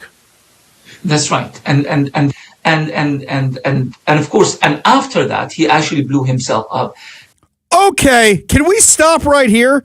Your cousin is one of the heads of Hamas, one of the commanders of the brigade, and he goes and does a suicide bombing no matter how you paint that thing. And you're telling me this outlet isn't up to their eyeballs in terrorism? How do these guys still have a 501c3 based right here in Washington State? When we talk about Hamas supporters, there's Hamas supporters and there's Hamas supporters. This guy is enjoying all the freedoms of America, and his cousin's one of the commanders of Hamas. One of his journalists was holding hostages in his house in Gaza. And you're going to tell me this guy isn't involved in terrorism? If you believe that, I've got 2 bridges running across Lake Washington. I'm going to give you a 2-for-1 sale on them today, and I'll even throw in a light rail line. One of them's just been upgraded. It's got a mostly functional light rail line. I will include that for you as well. Lots more to discuss as the show continues, my friends. A big fight in the martial arts world is a bit of a letdown, and people feel kind of ripped off by Netflix. We'll give you all the details when we come back. You're listening to The Ari Hoffman Show on Talk Radio 570 KVI.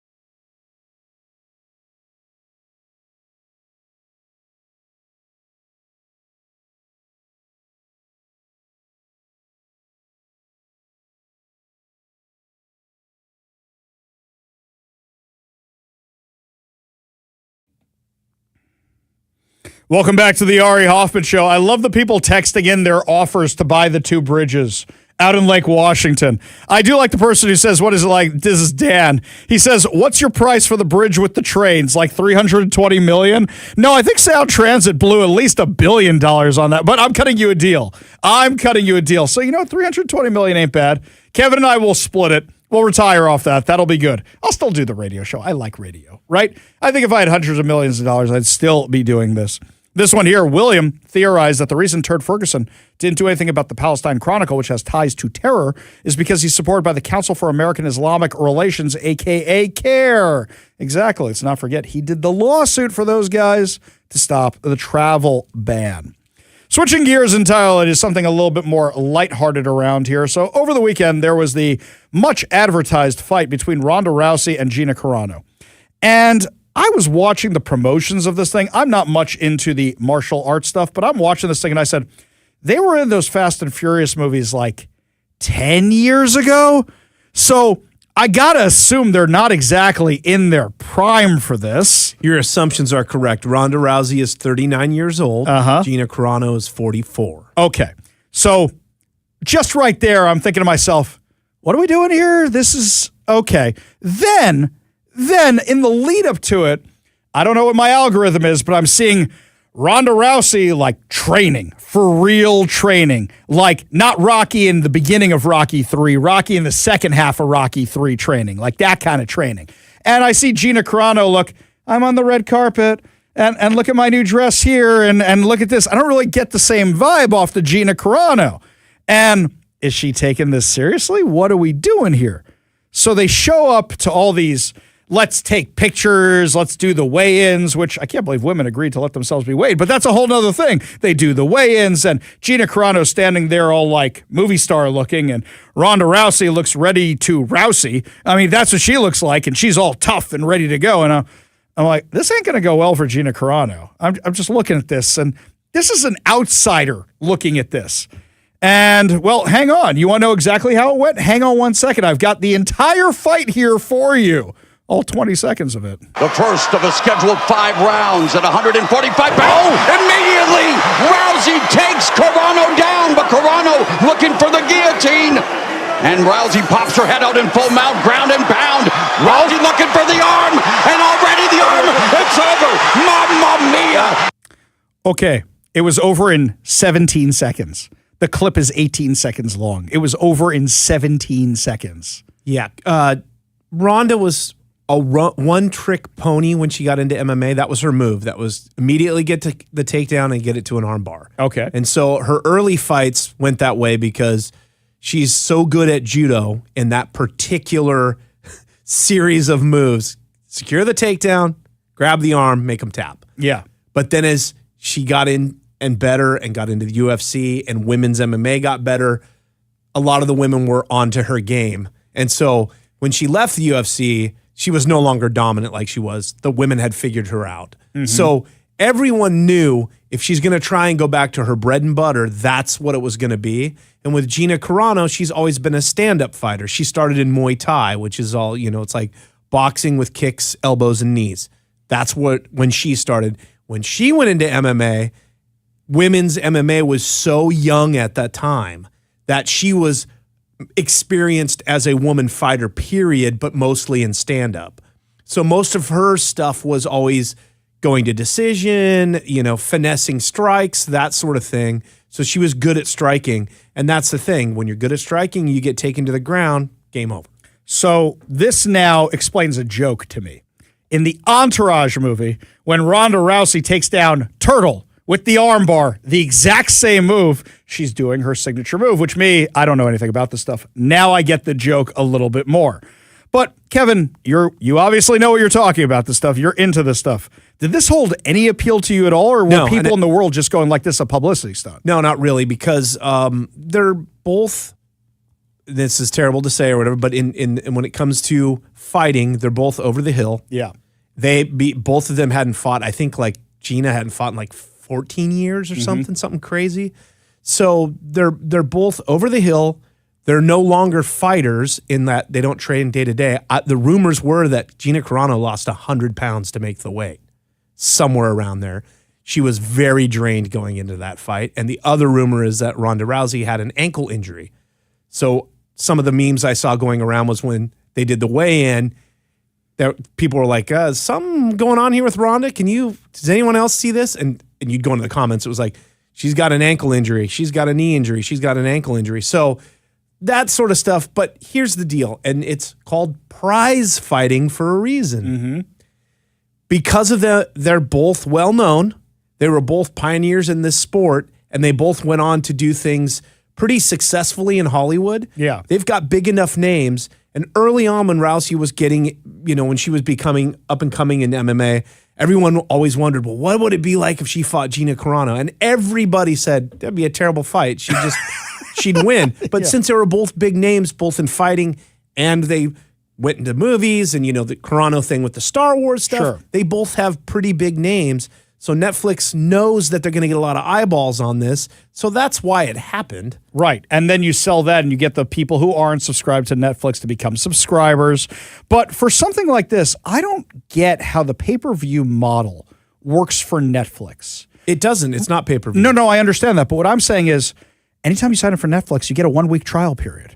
So they're just hoping you forget to cancel, and enough people forget. Well, I mean, look, I've forgotten to cancel my Planet Fitness membership for like a year now. So I guess they figure enough people forget to cancel their memberships, and they're going to make the money off something like this. Or the clips are tied to their social media, and they're going to get the clicks from the people who watch the clip. I saw that clip everywhere Saturday night. Yeah. Literally everywhere. When I came back online, it was everywhere. And they sell ads around the ring. The whole ring is stamped with all sorts of advertisers, and you'll have in-fight all this stuff. So trust me, if it wasn't worth it for Netflix, they wouldn't be doing it. They wouldn't be doing it. And this stuff with the Jake Paul this was promoted by Jake Paul's promotional company, by the way, MVP. Gotcha. So when Jake Paul is usually involved, they had some success with Tyson Fury, they did a reality show with him. He was the former heavyweight champion of the world in boxing. So they've had some of his fights. They only do these big fights that kind of have more of a celebrity lean to it. Mm-hmm. They don't usually do fights with like actual good prize fighting. Good boxers. Or they did Canelo with Crawford, which was those guys are huge boxing guys, still in their, not in their prime, but still top of their game. That's like the only one that they did that was legit. Gotcha. So what you're saying is like the Netflix ones are going to be more the celebrity-esque ones, and they're not doing the fights on this. So very meme friendly and talked about and that sort of stuff. Celebrity adjacent stuff. Do you think it's diluting the sport, or you think this is how you pay for the other matches or how you get PR for the other matches because of this kind of thing? I think if you're savvy enough, you know that there's different tiers to this stuff. Mm-hmm. And so if you're in it for pure, the guys at the top of their game or the ladies at the top of their game, you know where to go and get that. Sure. And that's just not as popular as kind of these sort of bigger, I don't know how to say it, almost like the headliner one. Yeah, and it's almost like it's not celebrity, that's even the word for it, but almost like meme friendly, or you know what I mean, social media friendly. Right. This stuff will like get people talking no matter what. Like me, I'm talking about a sport I know nothing about on my conservative talk radio show. Because I saw this stuff. I could not get away from it. This stuff, there is no reason any of this should be in my feeds at all. And yet, I would see Gina Carano training, and the last time I mentioned Gina Carano had something to do with Star Wars. It's not like I'm seeing Gina Carano videos pop up on my feed all the time. Or with that movie that she did for Daily Wire. Daily Wire. I definitely do not want to see that one again. And then you got the Ronda Rousey, who the last time I saw her was in a Fast and Furious movie, or maybe Entourage. I forget. I think Entourage came first, then Fast and Furious. Yeah. But I'm like, these are not things that should be showing up. She went into the WWE for a while. She was making money off of that after her movie stuff. She went to pro wrestling. So yeah. Gotcha. Yeah. Okay, so I guess Netflix achieved exactly what Netflix was going for. Get people who don't normally watch the sport to talk about it. I heard it was ranked number 3 on Netflix over the weekend. It popped to number 1 for a second. Yeah, I heard it did really well for them. I guess wins to Netflix. No matter who wins, Netflix wins. Lots more to discuss as the show continues, my friends, including the DSA's attempted takeover of the Democrat Party. We'll give you all details when we come back. You're listening to The Ari Hoffman Show.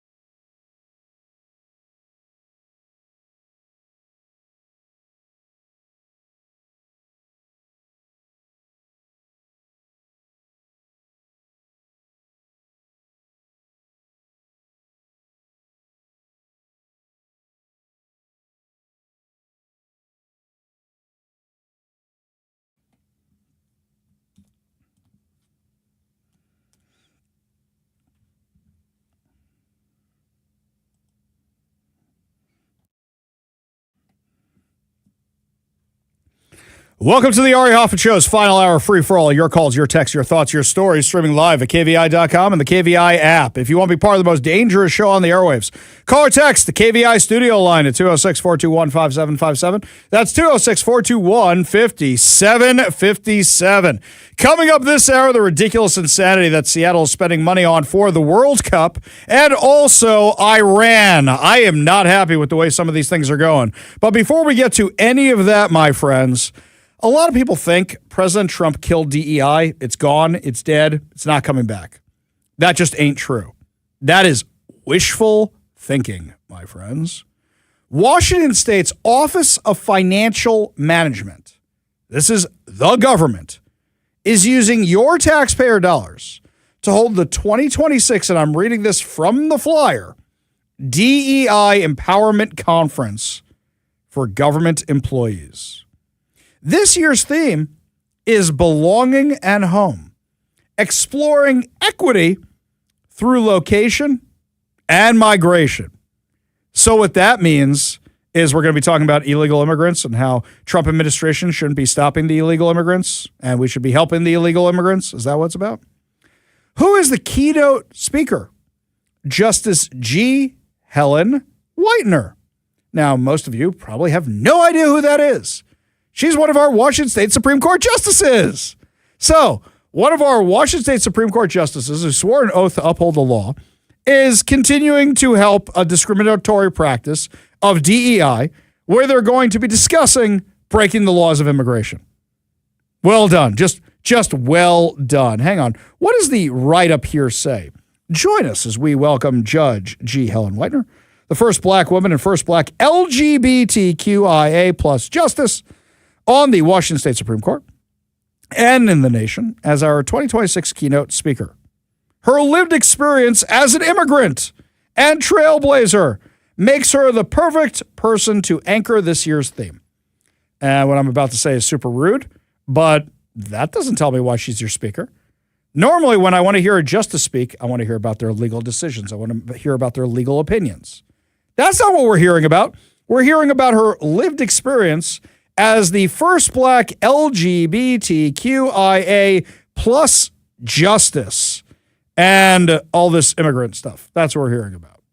Now, I'm sure that's fine, but you could actually ask one of the people Jonathan Cho found down in California, who's the illegal immigrant LGBTQIA plus people who are getting the trans surgeries from the government, and probably get a similar-ish speech. Now, she came here illegally. I have no reason to believe she came here illegally, but I think the illegal speech would be a little bit more interesting about how they actually got into the U.S. DEI is not dead. It is just hiding out. In fact, it's not even hiding that well. It is here, ready to go, waiting for the moment when it can make a full comeback to levels we haven't seen since, I don't think we've ever seen them. I mean, the Biden administration, things were bad. They're going to get worse. And it's going to get so much worse because you notice all the tech companies falling in line with the Trump administration right now? Don't be fooled by that, my friends. Do not be fooled by that. For them, it's we want to make a profit. How do we make a profit under the Trump administration? Let's do what Trump wants, and then we won't face his wrath. So let's say you get the Newsom administration, or let's say you get the AOC administration, or the Booed Edge administration. It's going to come roaring back with the fire of 1,000 suns. How do I know this? Well, this report here from the Post-Millennial, the president of the Human Rights Campaign, a lobbying group for those that are LGBTQ, has claimed that by 2040, there will be a doubling of the LGBTQ population in the country and that they will be a powerful constituency and will demand that folks who want to represent us represent all of us. The HRC has spent $15 million war chest that it plans to use in the upcoming midterms to help Democrats win the House in Congress. Now do you understand why they're transing the kids? Now do you understand why they're pushing all the kids towards this kind of stuff? To create a voting bloc. The comments came in response to California Governor Gavin Newsom's moderating his stance with male children identifying as transgender and playing in girls' sports when asked by Politico about how Newsom had appeared to change his stance. HRC President Kelly Robinson said, as a baseline, anybody that wants to be president in 2028 needs to stand for civil rights and protections of every person in this country. And yes, that includes trans people. What nobody's been able to convince me about this whole battle over girls' sports, how does this not protect the trans people? How does that put them at risk? It definitely puts the girls at risk who are just trying to play sports without getting killed or horribly injured. But how does this put the trans people, the trans kids, at risk? Quote, look, LGBTQ plus people are a growing demographic. We're going to be 10% of the electorate this year, 20% of the electorate by 2040. We are a powerful constituency, and we're going to demand that folks who want us represent all of us. She laid out her vision going into the midterm elections, as well as for Democrats to get their messaging right for those in the LGBTQ plus community. The group is looking to flip 8 seats currently held by Republicans, and they're looking to spend their $15 million war chest, which is the largest amount they've ever raised before. They also say that the LGBTQ plus are worse off in every way under Trump's presidency. I would love to see exactly how. Now, this shouldn't be a surprise to anybody. We knew that DEI wasn't dead. We knew it was just hiding out, and we know it's getting raring to go. But the thing that's surprising to me is about the compromises they're willing to make. So, for example, if you said to me, Ari, we can repeal the income tax. We could repeal the income tax. But it would mean you going and doing events with CARE. I'd say, nope, not going to do it. I got my standards. I'm just not going to do it. Now, mind you, I have nothing to believe that CARE is on the side of this because they get tons of government handouts. So I don't think this would ever happen, but not going to do it. I have my standards. But here, the left has no standards. Who are they allying with? The radical Hamasniks. What do you see out in the streets all the time? Queers for Palestine, LGBTQIA plus minus divided sign for Palestine, whatever it is. You see this stuff all the time. And you think to yourself, are they stupid? They would be thrown off a roof in Gaza if there were any roofs left in Gaza. How can they keep marching with this insanity? But for them, it's about the cause. And they think they have found a fellow traveler. And that's what Barack Obama did when he ran for office in 2012, when he ran for election in 2012. Barack Obama was in big, big trouble. And what he did was he said, I'm going to lose this thing. Obamacare is so unpopular. My policies are so unpopular. I'm going to lose this thing. So what he did is he put together a coalition of disaffected groups, minorities, whatever it was, put together disaffected groups and said, this is who's to blame for everything. If you don't help me win, they're going to win. And then everything's going to be bad for all of you. It never really went away. Out of that, you saw Ferguson, not Turd Ferguson, but you saw BLM come to the forefront. You saw all these other radical groups come to the forefront that normally were fringe. Now they've become mainstream. And this coalition that Barack Obama put together is the Democrat Party now. Nobody wants to be on the wrong side of them. Barack Obama created his foot soldiers and used them. They lost in 2016 because there was such a bad reaction to Hillary Clinton and there was such a bad reaction to Barack Obama. But they didn't go dormant. That group wasn't voting for Hillary Clinton because of the 4 years between 2012 and 2016. That group didn't moderate at all. That group just got more and more radical. Antifa saw an opportunity. BLM saw an opportunity. All these different groups saw an opportunity, and they said, this is our moment. And we have found our guy. In the most useless politician who has ever walked the earth, Senator Bernie Sanders, the independent from Vermont. Does he even have his name on any legislation whatsoever?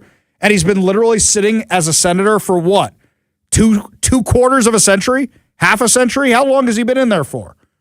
He has accomplished nothing. He does nothing. And somehow he's a millionaire living off the public dime for the last 50 years. Somehow the guy's a millionaire. And this is their hero. This is their champion. Because Bernie Sanders knew how to speak to the disaffected group. Bernie Sanders knew what they wanted to hear. What they wanted to hear was free healthcare. Everybody's going to have the free healthcare. Healthcare is a human right. What else is free? We'll give them free pizza, free naps, early bird specials, whatever it is. That's what Bernie Sanders said. He said whatever these disaffected groups want. Or it was anti-Israel, anti-American, pro-socialism. That's what he believes in. Bernie Sanders has never had a real job in his life. He was so lazy. He got thrown off a communist commune. That's how lazy he was. He got kicked out of the place. He has accomplished nothing in his life except his messaging is now what the young folks are saying.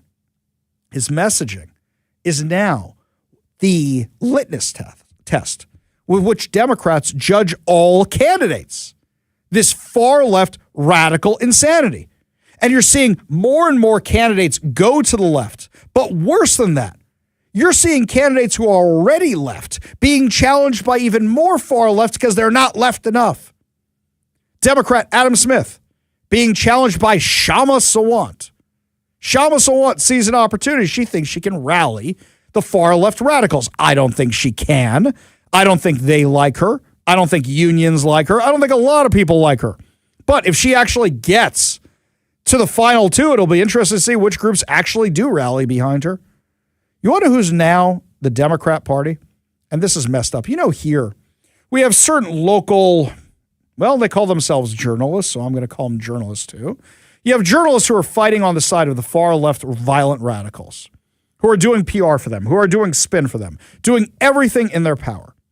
Well, two of these far left radicals, not the ones from here, but ones who remind me a lot of the ones from here, are outside the courthouse for the Luigi Mangione trial. This is the guy who killed the head of a major healthcare organization, healthcare company, killed him.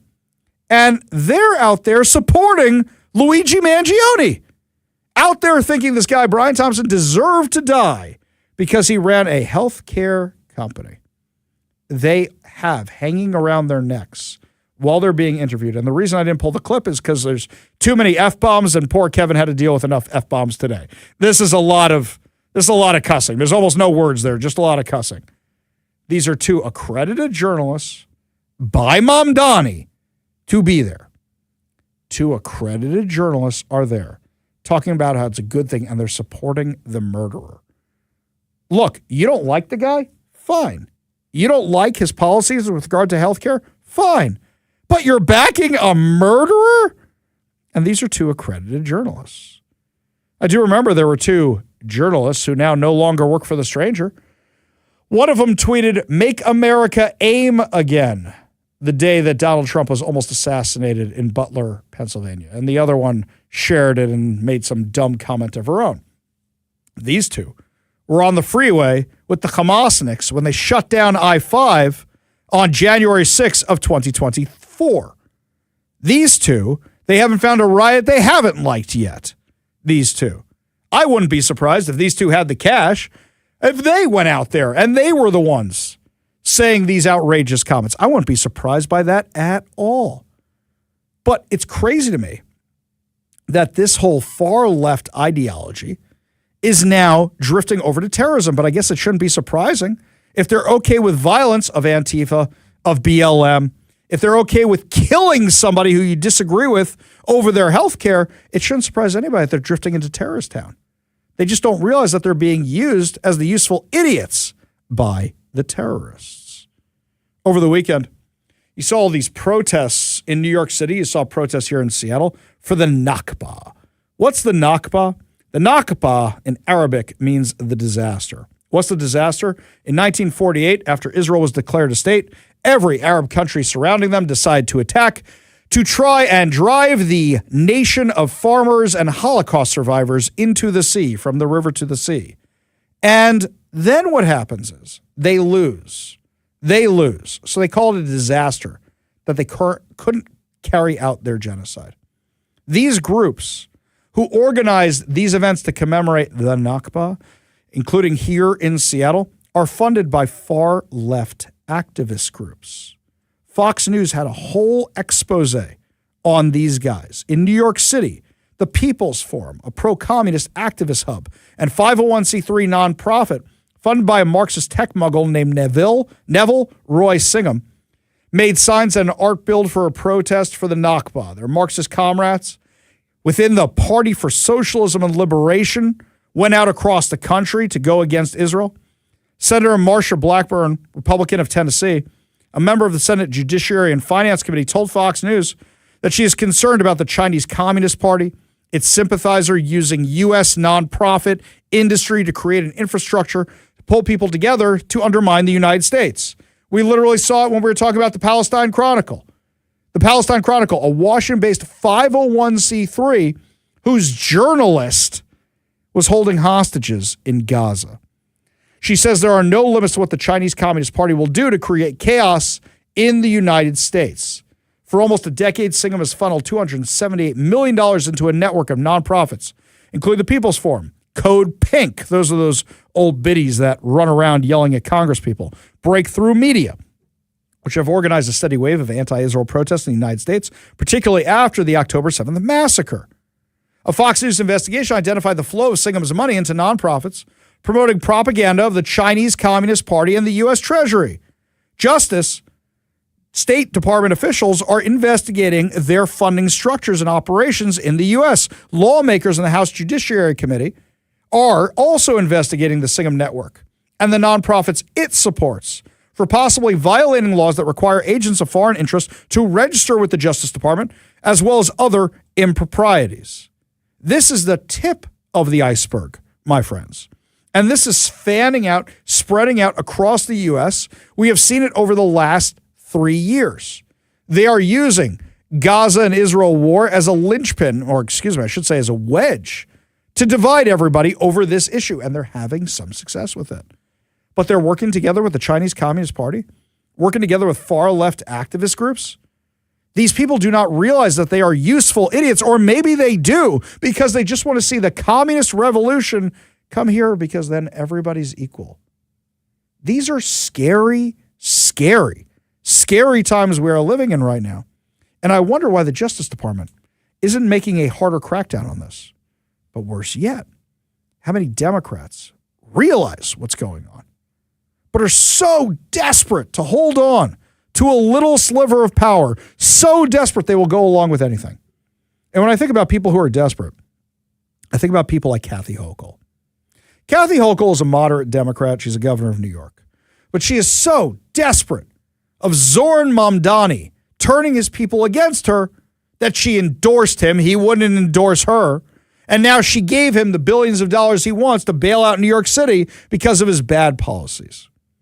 Zoran Mamdani was speaking at the opening, or excuse me, the proposed site of one of his grocery stores. It's going to cost $30 to $40 million when a normal grocery store to open up costs around $3 to $7 million. He's speaking at this thing, and then he says this. I cannot help but think of the words of our 40th president, Ronald Reagan.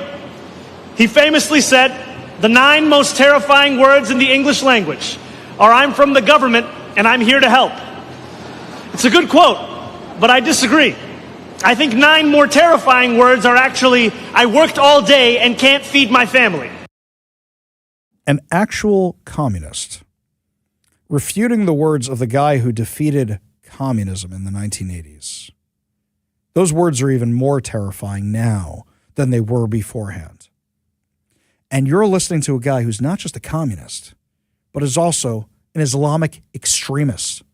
This is a guy who spent the weekend posting about the Nakba, posting about the disaster. This is a guy who supports Hamas. The head of the capital center of our country, New York City, the elected mayor, is a communist Islamist. So tell me that infiltration isn't already happening at some of the highest levels of our government. We live in scary, scary times, my friends. We really, really do. Up next, local officials are really our useful idiots because our useful idiots here are spending a whole bunch of money on new public toilets. So really just flushing that money down the toilet? We'll tell you all about that and Katie Wilson's other insanity that she's planning for the World Cup when we come back. You're listening to the Ari Hoffman Show on Talk Radio 570 KVI.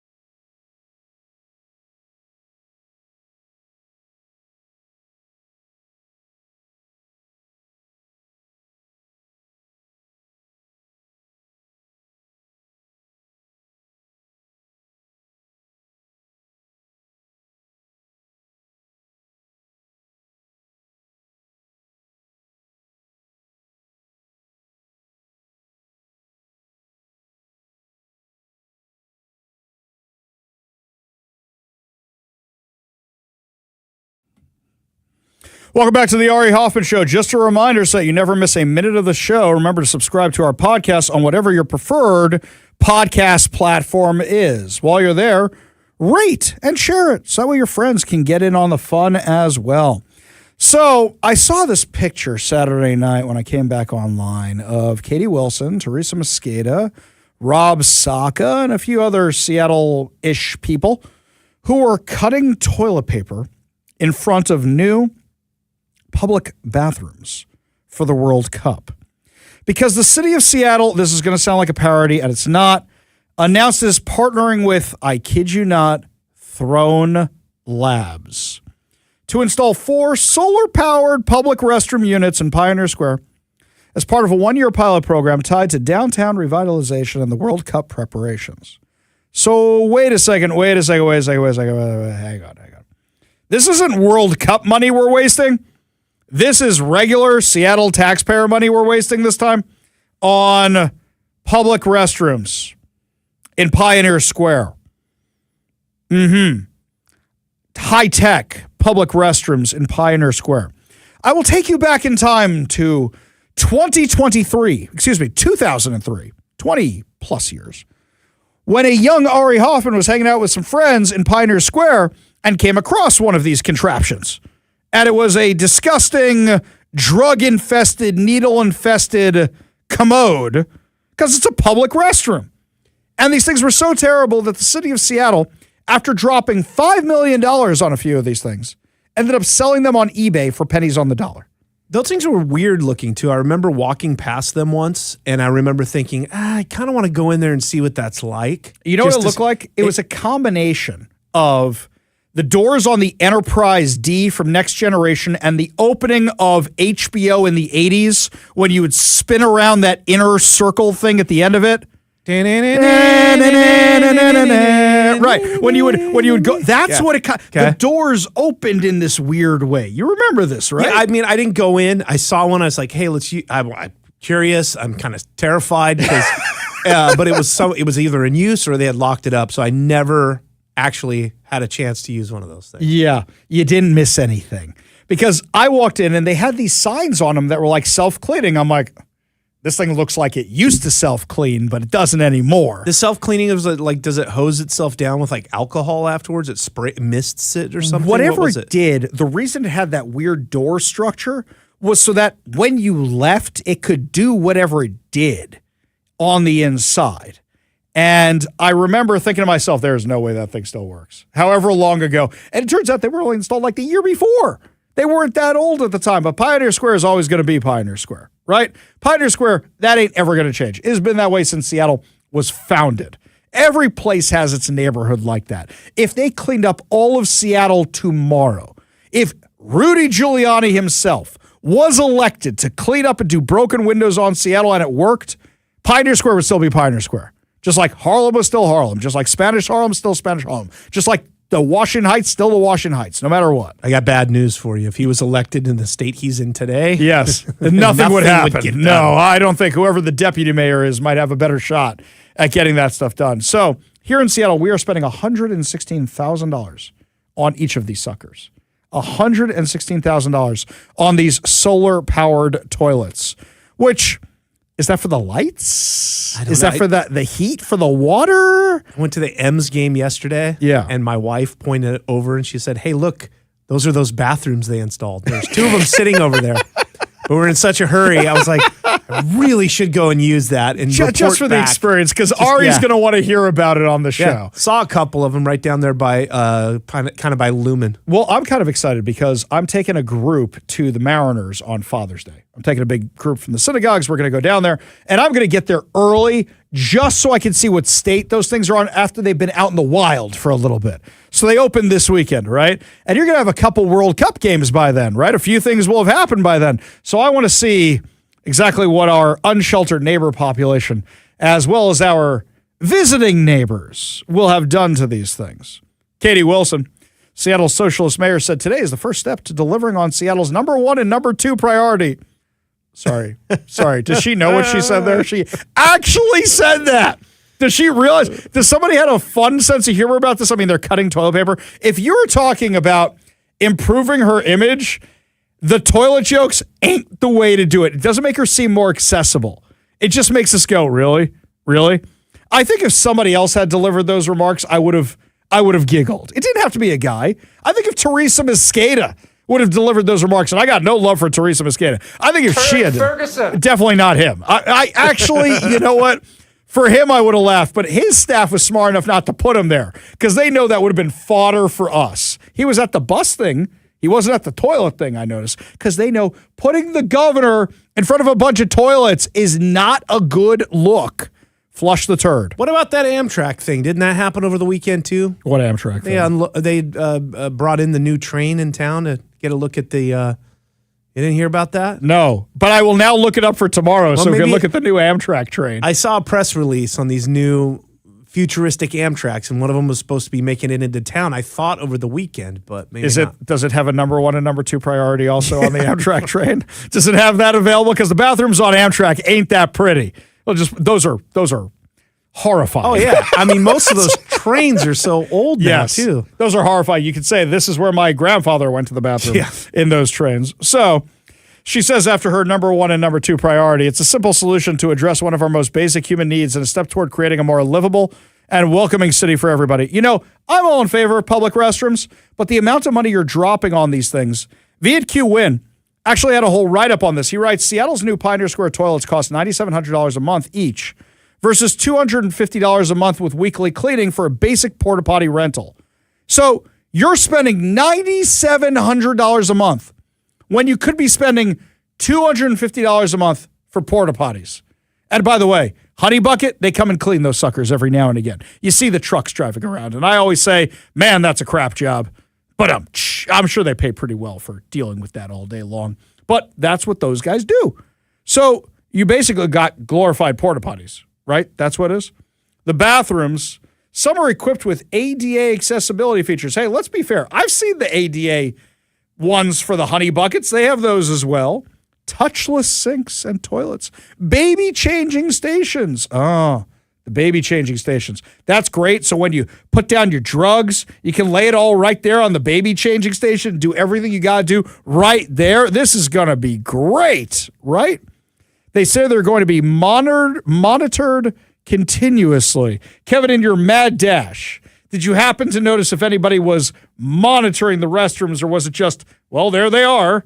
They're right there. I mean, there's a ton of people wandering around down there at that time. Day. So I don't know who was over there being was on turlet duty. I don't know. Turd duty. That's what we're going to call it. We're going to call that Turd Ferguson staff right now. Who's on turd duty today? No. Oh my God. This is what we call his Washington State Patrol Protection Detail. That's who's on turd duty today. That's right. Who has to clean the latrine today? Lots more to discuss as the show continues, my friends. When we come back, what the hell is going on in the Middle East? Are we going to win this thing, or are we just going to sit around for a little while? Give you my analysis when we come back. You'll listen to the Ari Hoffman Show on Talk Radio 570 KBI.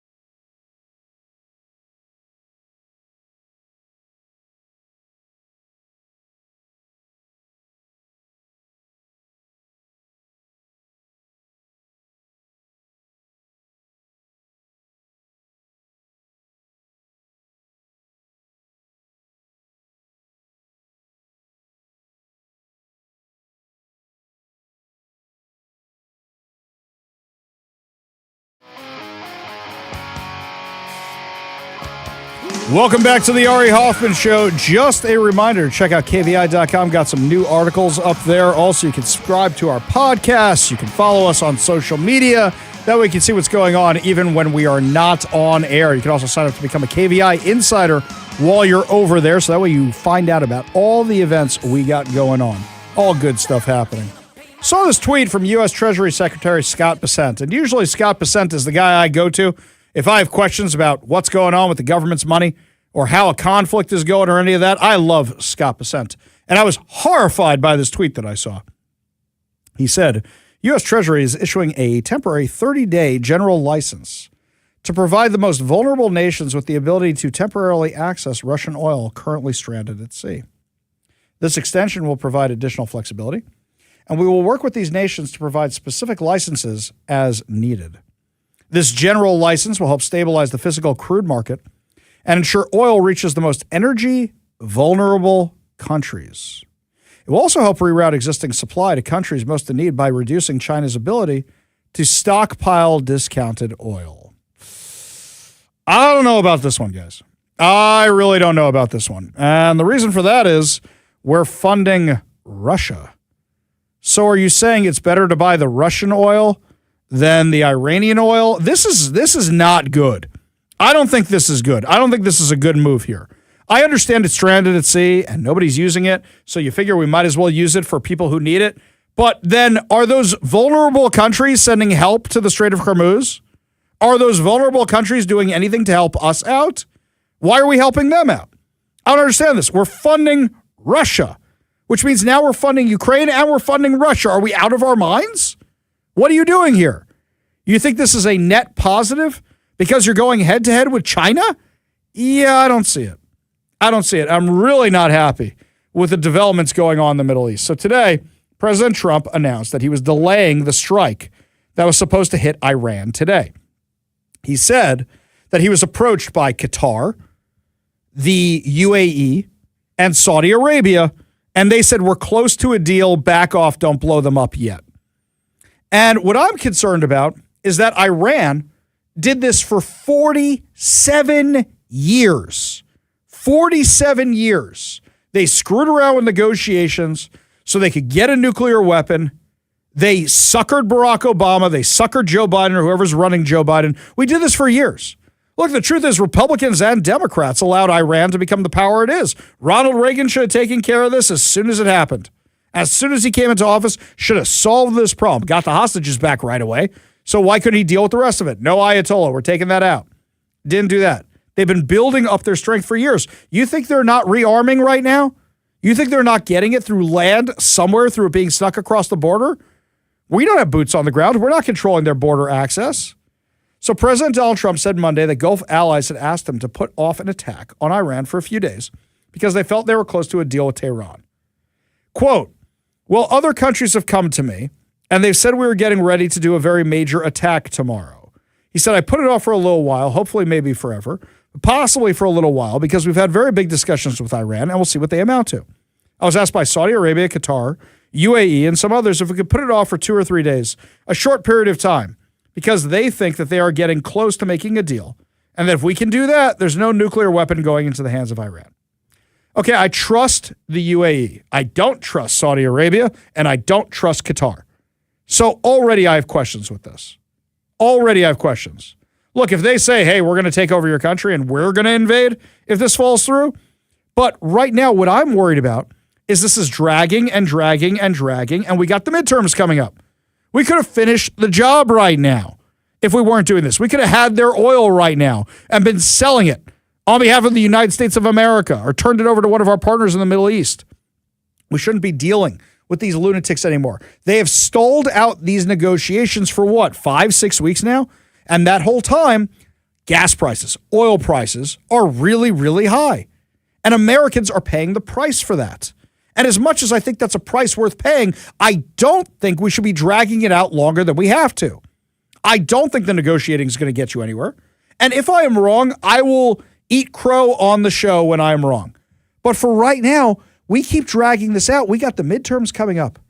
And the average American who doesn't listen to the Ari Hoffman show is saying, why is my stuff so expensive?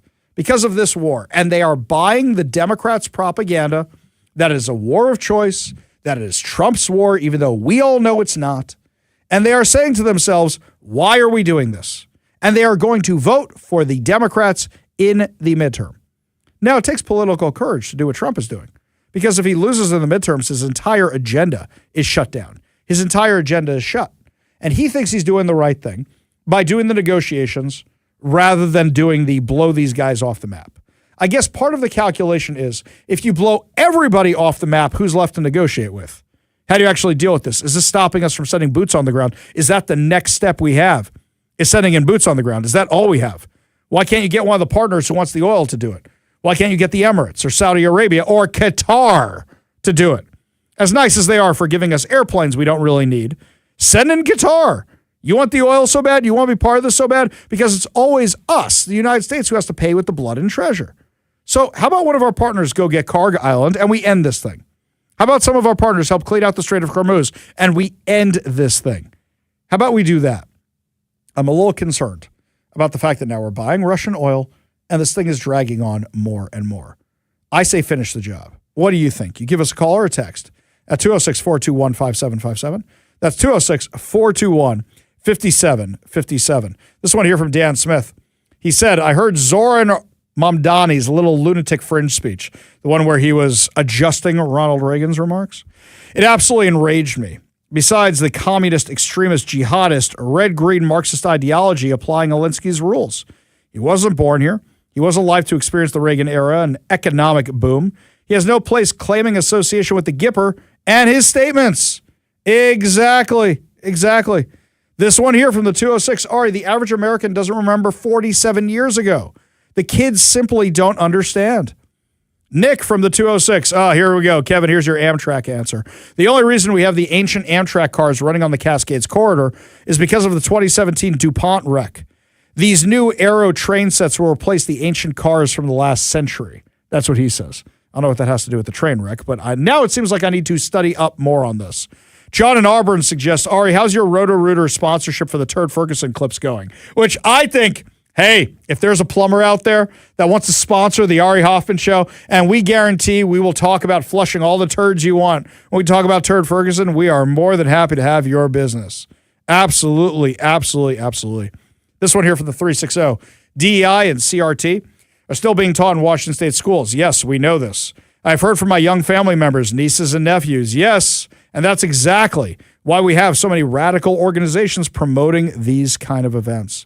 Pam in Lake Stevens says, don't delay much longer in Iran. Finish the job.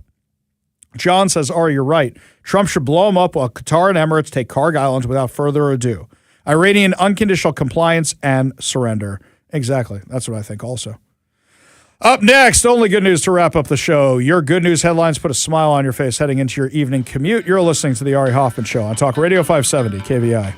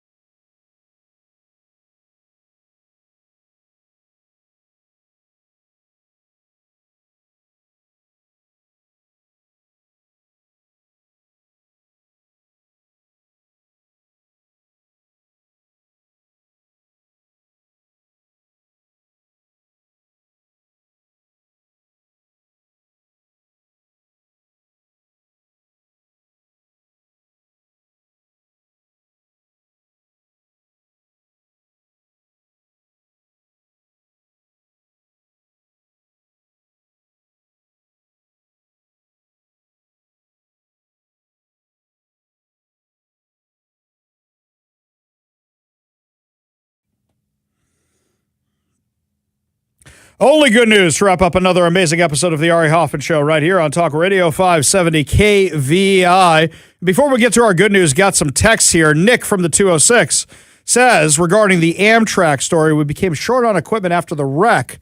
With the Talgo 6 set retirements, one was involved in the wreck and have been using ancient Amtrak cars since, supplementing the remaining Talgo 8 sets. Well, thank you, Nick. Now I got some homework to do tonight. I don't like not knowing about things, so I got to do some reading up. That's a good starting point. Thank you, Nick. Appreciate this. 12th Man for Life says regarding Iran, finish the job now. This is bad for the people with common sense. Yes, that's what we got to do. Finish the job now. We all want the job finished.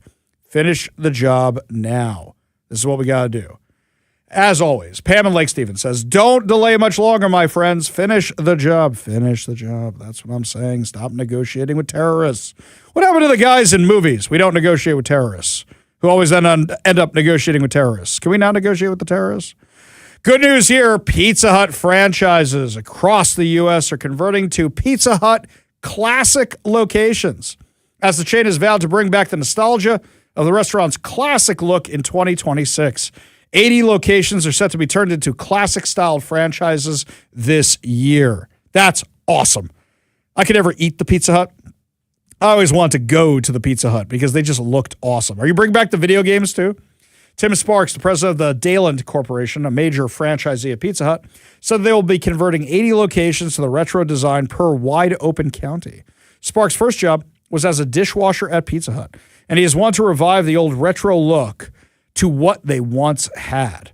Pizza Hut locations are required to have classic gabled roof, so locations likely are not able to just rent out modern architectural space, must have a custom build. The interiors are also true to the classic style of the restaurant, namely having red cups, stained glass lights, a jukebox, as well as a salad bar. I do like the kosher restaurants that tried to do the knockoff versions of those. We had video games in ours. We had Pac-Man, and we had F1 Racer. I remember those at a few of the places that tried to do that. They said people come from 2-3 hours away, and I'm not making that up, he says about his classic locations. Human Events Daily host Jack Posobiec has referred to the phenomenon as Pizza Hut nationalism. In a post he made over the weekend on the topic, he said 4 years ago this month, Pizza Hut nationalism was born. And now it's coming to fruition as foretold. The golden age shall commence.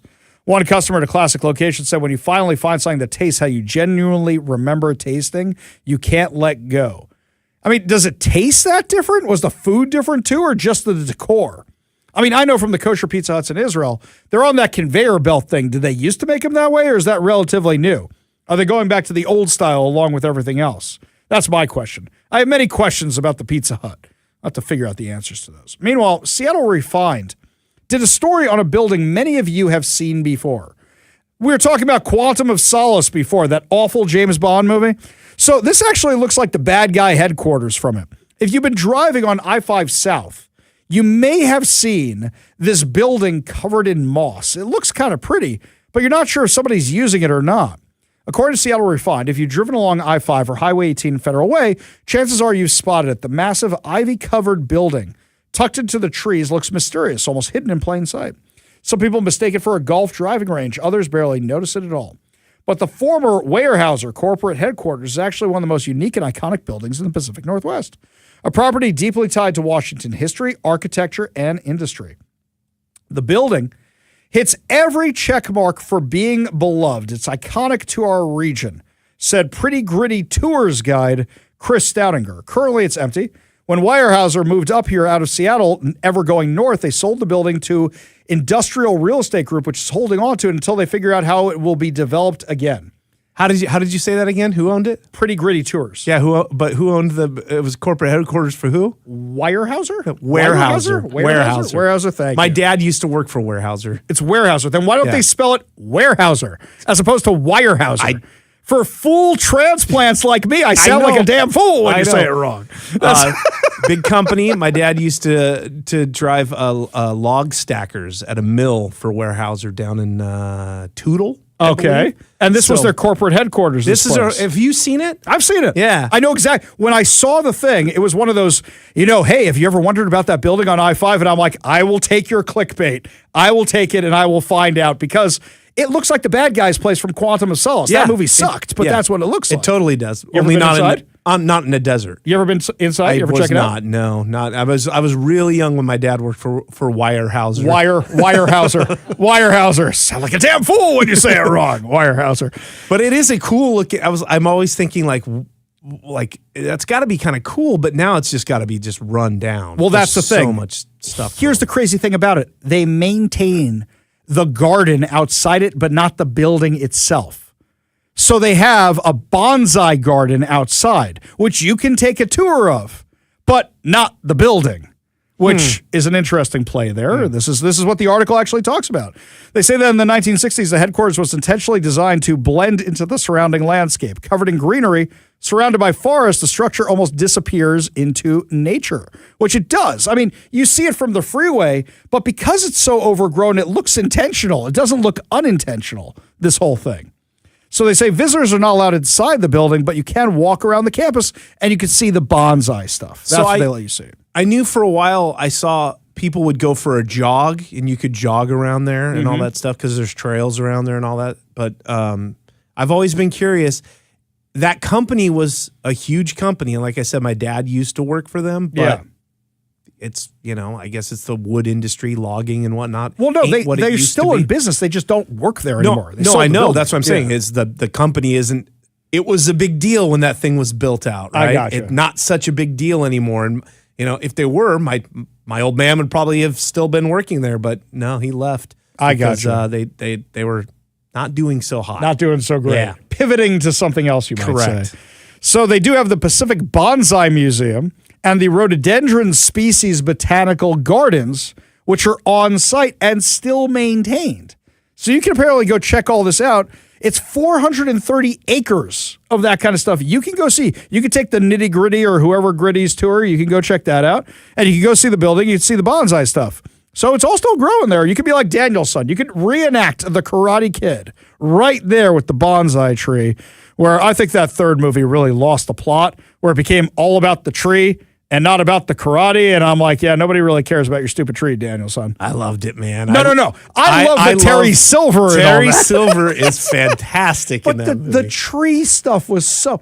Yeah, Mr. Miyagi, we're going to make our living selling trees. I bought this place for you with my college money, Mr. Miyagi. No, I'm fine with Terry Silver and Mike Barnes. I'm fine with all that. I'm not telling you it's a good movie in any way, none of it. But I'm just saying Thomas Ian Griffith, who plays Terry Silver, he showed up for that movie. He knew exactly what movie he was in. He understood the assignment, you might say. Yeah. Did you see the TV show where he shows up? Because he's just as unhinged. It's just as much fun. That's going to do it for us today, my friends. But fear not, we'll be back tomorrow with more insane stories and more exciting guests. You've been listening to The Ari Hoffman Show on Talk Radio 570 KVI.